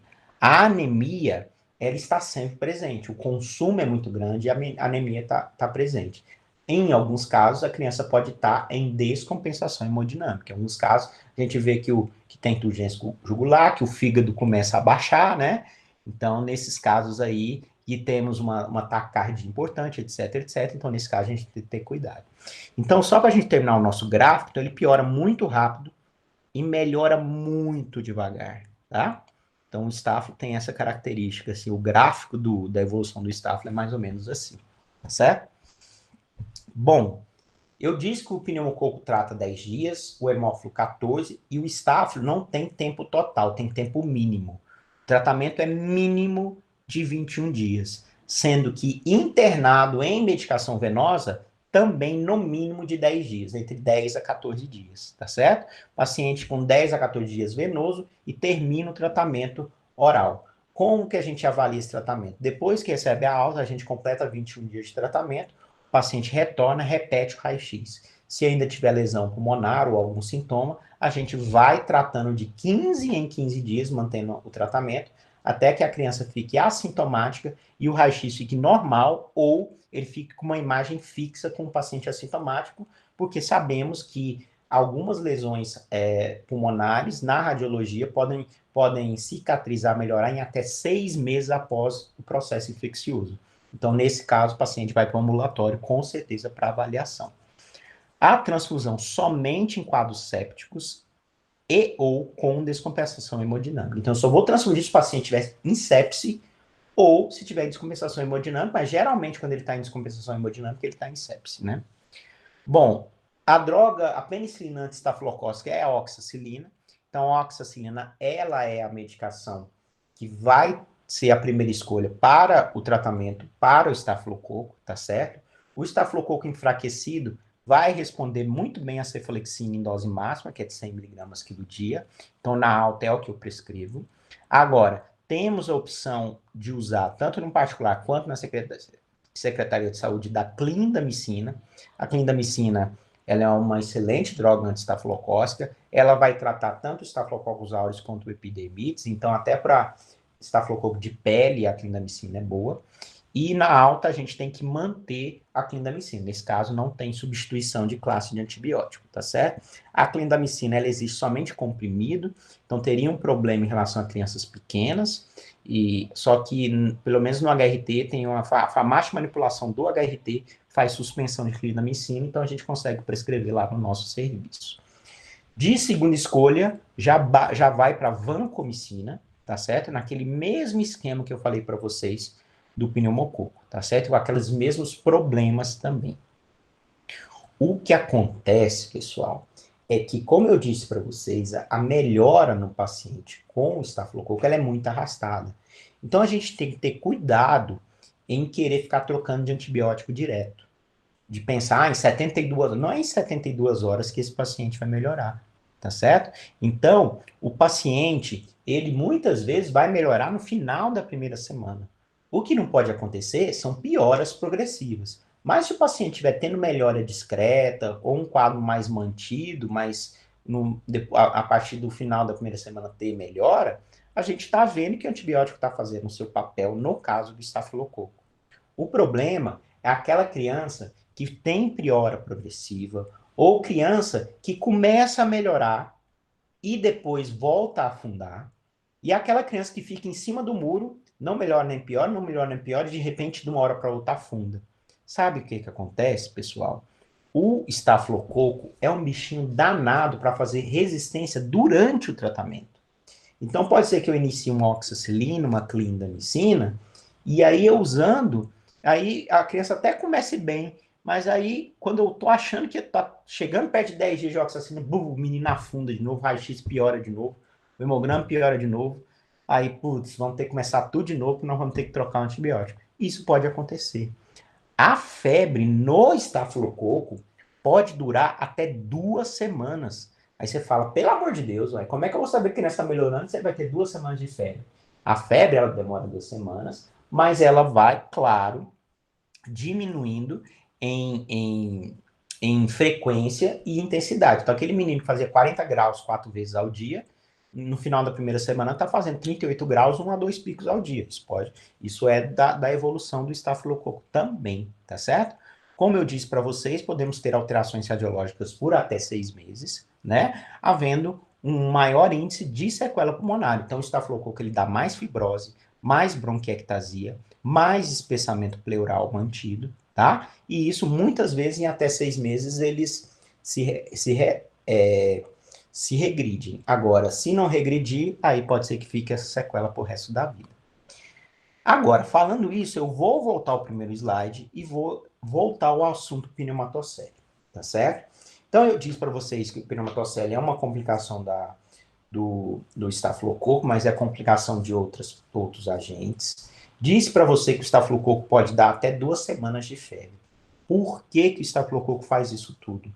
Sabe por quê, pessoal? Porque o estafilococo é uma pneumonia necrosante, uma pneumonia necrotizante, assim como são esses agentes de UTI, Klebsiella, Legionella, etc, etc. E se ele faz necrose, ele pode dar febre prolongada mesmo com tratamento adequado. Se ele faz necrose, ele pode fazer pneumatocele. Ah, mas então como que se forma uma pneumatocele? Por que é necrose da pneumatocele? Vamos lá. A gente tem um ponto de necrose ali no alvéolo, concorda comigo?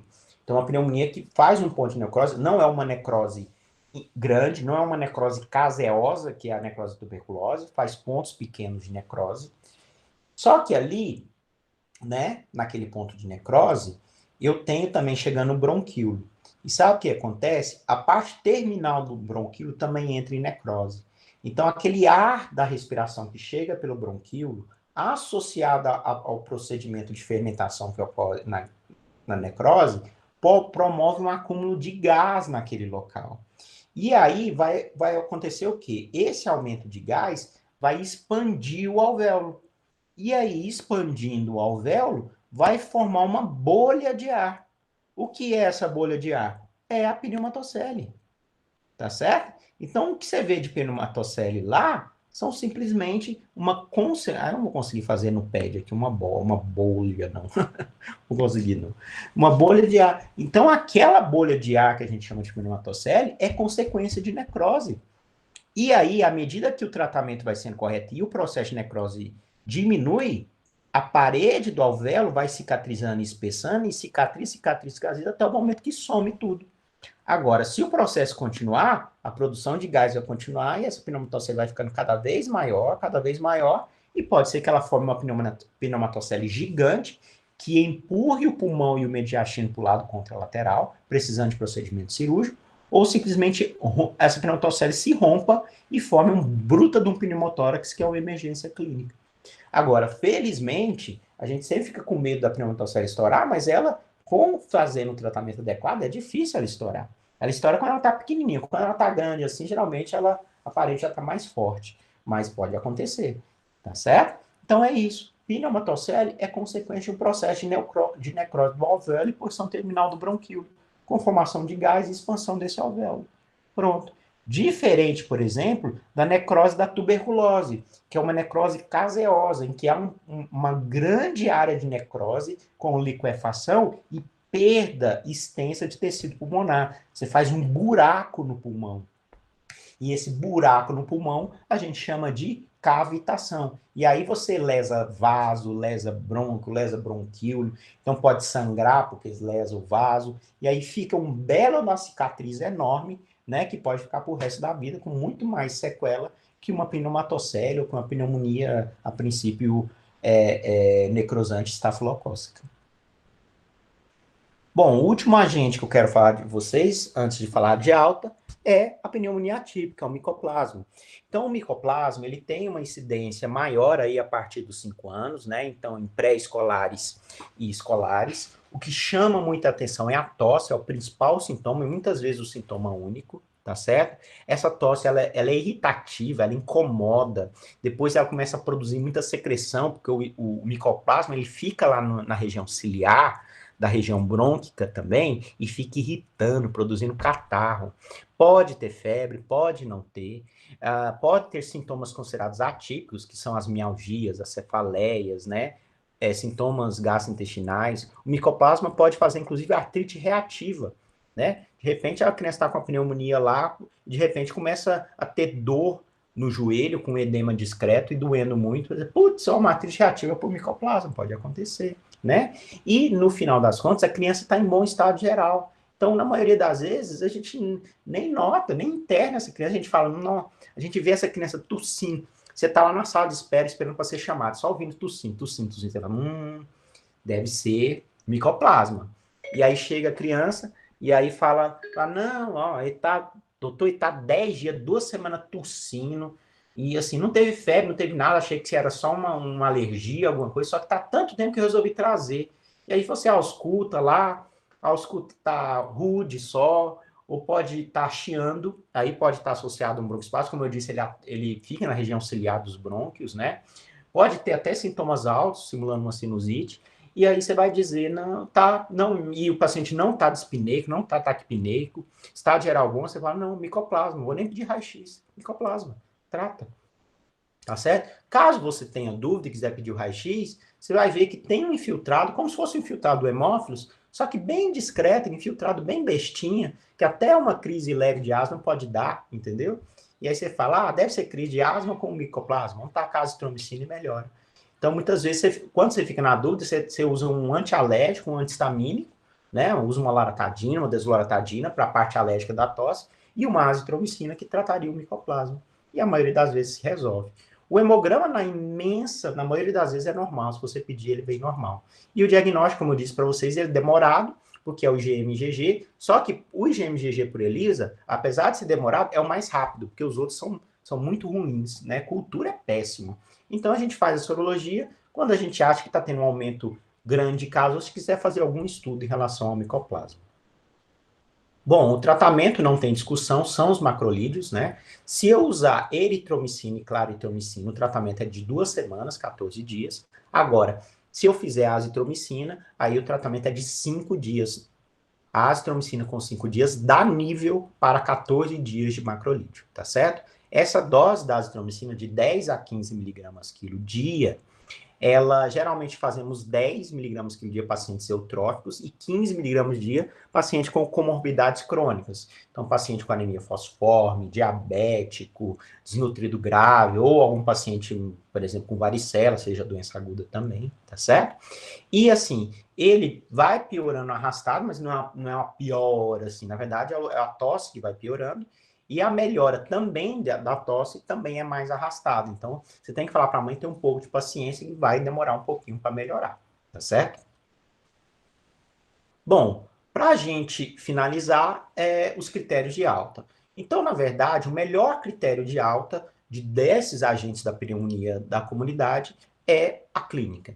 Então, é aquele paciente que tem remissão da dispneia, que diminui a tosse e, junto com essa remissão da dispneia, esteja com febre ausente há mais de 24 horas. Não é, assim, de bom tom liberar crianças com pneumonia com menos de 24 horas a febril, porque pode ter aquele caso que melhora e que tem a recrudescência da febre, principalmente os estáfilos, né?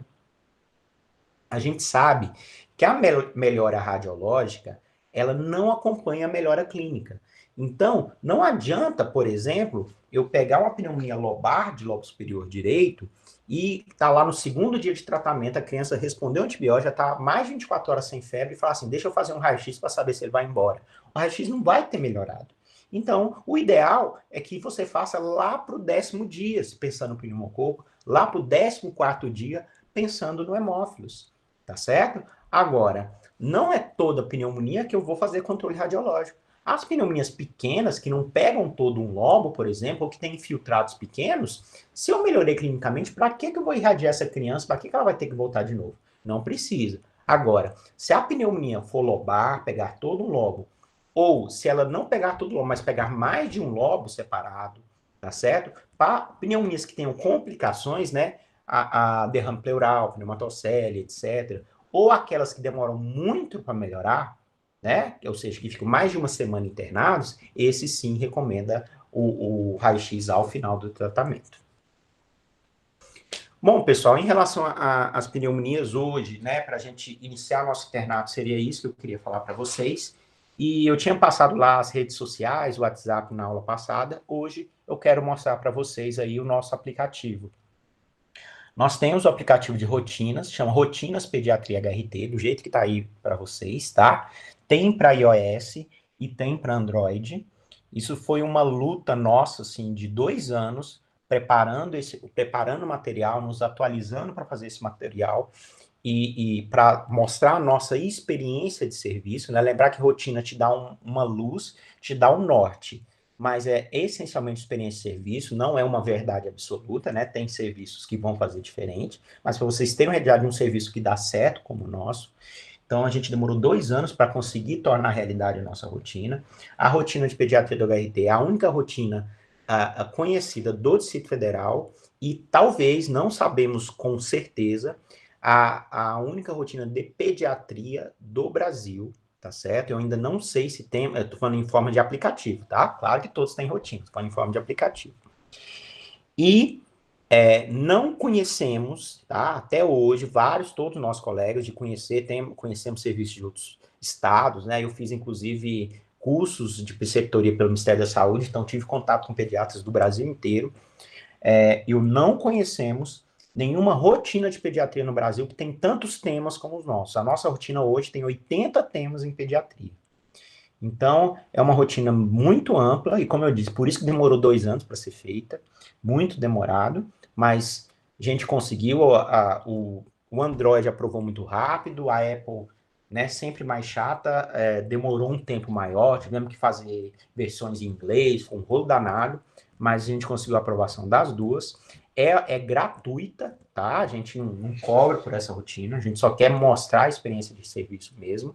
Então, quem quiser ter no celular aí, ter um aplicativo de celular, fica aí a dica, né, de ter a rotina de pediatria da HRT, não só para o internato de vocês, mas para a vida médica aí, com certeza, assim, eu vejo muito colegas, né, até hoje, que há alguns anos já passo pela ESC e às vezes trabalho na medicina de família, e a gente discute aí casos pelo WhatsApp, eu faço isso com o maior prazer, acho bem legal, porque a gente vai conhecendo também outras realidades que não do HRT, então eu gosto de discutir casos aí com os colegas quando me procuram, mas muitos, inclusive essa rotina nossa, ela já foi parar em outros estados, porque começou o povo divulgar, então nós temos ali no Nordeste alguns estados, colegas que já mandaram mensagens para a gente, agradecendo e elogiando a nossa rotina, então fica à disposição de vocês, se vocês quiserem passar para colegas, médicos e estudantes, fiquem à vontade, como eu disse, ela é pública, tá certo? E à disposição de vocês. A única coisa que a gente pede é o favorzinho de botar as 5 estrelinhas, né? Porque o fato de ter as 5 estrelinhas, ela acaba perpetuando o aplicativo, porque as que são mal avaliadas ou que ficam muito tempo sem avaliar, principalmente a Apple, né? Principalmente o iOS, cancela o aplicativo. Então a gente só pede aí para divulgar nesse ponto de dar 5 estrelinhas aí. Se puder comentar elogiando o nosso aplicativo também lá na parte do Play Store e da Apple Store, a gente agradece também, só para isso, para a gente perpetuar e ter a oportunidade de atualizar todo ano essa rotina aí para vocês, tá bom? Fico à disposição aí para... Doutor, que aplicativo legal. Já puxou aí? Já baixei, já dei 5 estrelas. Então, na Já verdade, baixei também. quem é que está falando?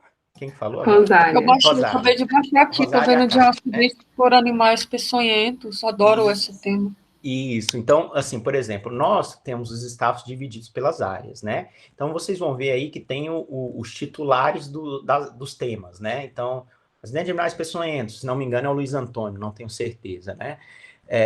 Então, a parte de pneumologia, vocês vão ver que vai ter meu nome lá. Então, nós temos aí isso. Então, a gente pensou do aplicativo assim. Claro que é para o médico, né? Para o médico atender, mas que seja o mais didático possível.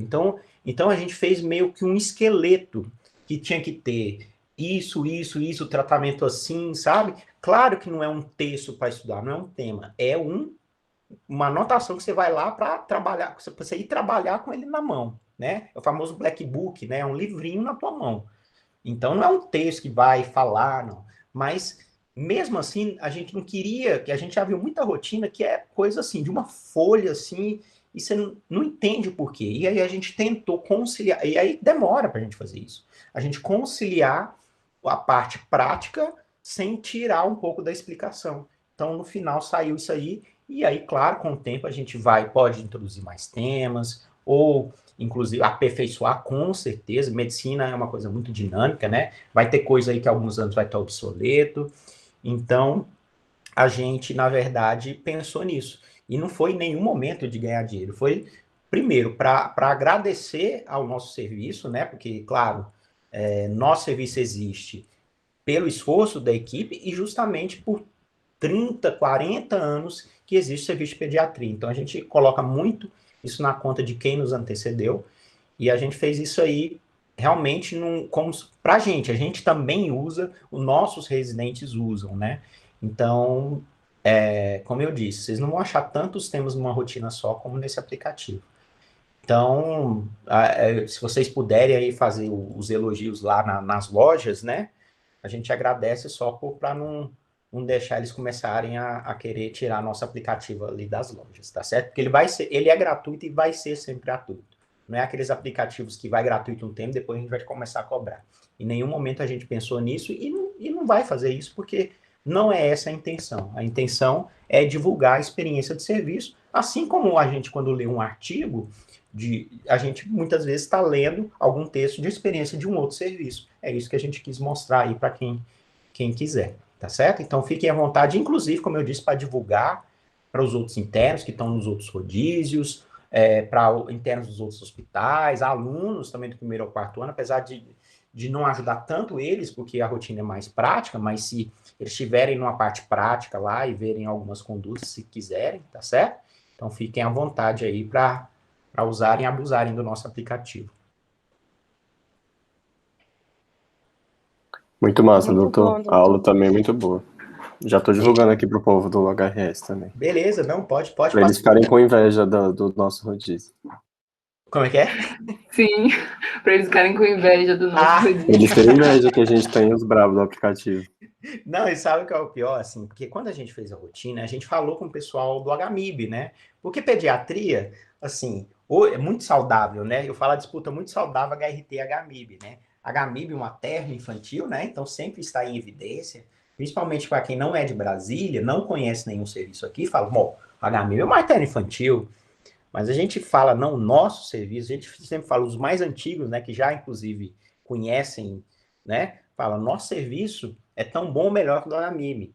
Aí você fala, não é possível, mas por que que lá tem mais concorrência para residência que no HRT? É por isso, porque tem que conhecer o serviço, né?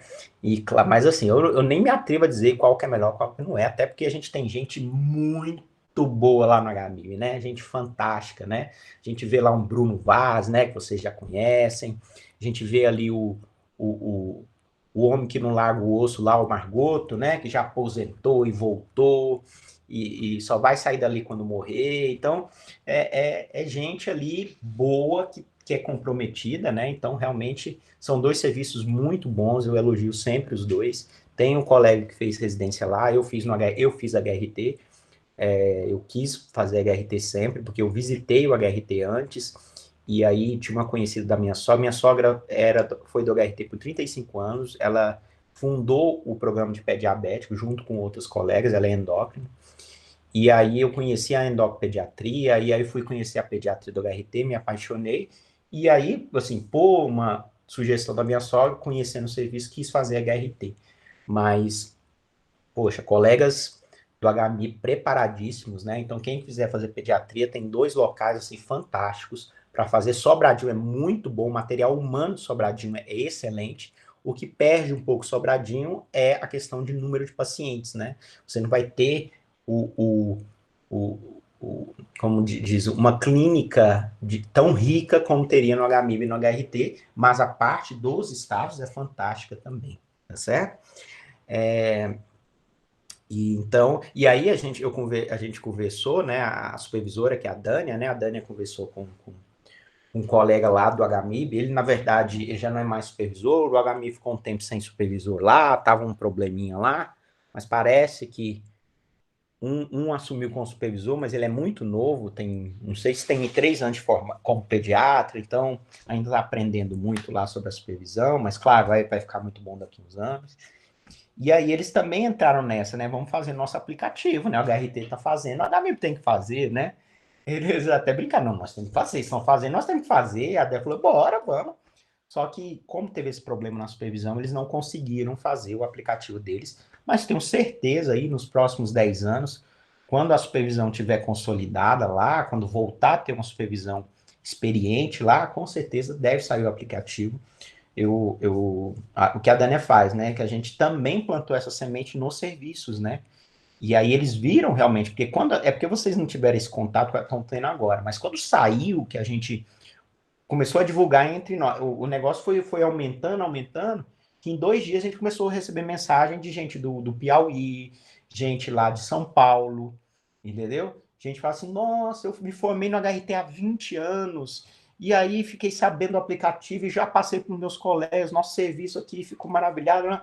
Então, talvez a gente colocou ali uma sementinha mostrando que é possível, né? Você fazer um aplicativo, não só ter o seu livrinho, né? E saber que o aplicativo, a responsabilidade cresce, porque o livrinho que está escondido no seu bolso, às vezes está desatualizado, ninguém está vendo. Agora o aplicativo não, se ele está desatualizado, todo mundo vai ver.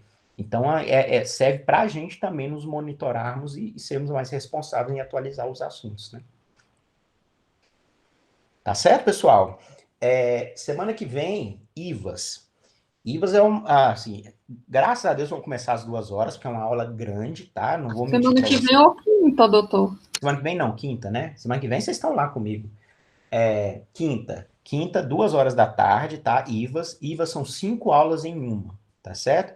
É aula de gripe com resfriado comum, aula de otite, sinusite, amidalite e laringite, tá certo? Que são as infecções de vias aéreas superiores mais comuns. Então, é uma aula geralmente de 2 horas e meia, tá, pessoal? Sei que às vezes é cansativo, mas, assim, infelizmente eu acho necessário, até para o clínico geral, até para o generalista, é uma aula necessária. E aproveitar que a gente não está naquela correria que tem que apresentar a aula em 1 hora, saber que a gente está aqui no online, tendo à tarde, vamos fazer essa aula grande logo agora, para a gente finalizar aí essa parte mais complexa, a parte maior das aulas, né? Deixar as aulas mais rápidas para depois. Tá certo, galera? Certo, doutor. Muito obrigada. Foi ótimo.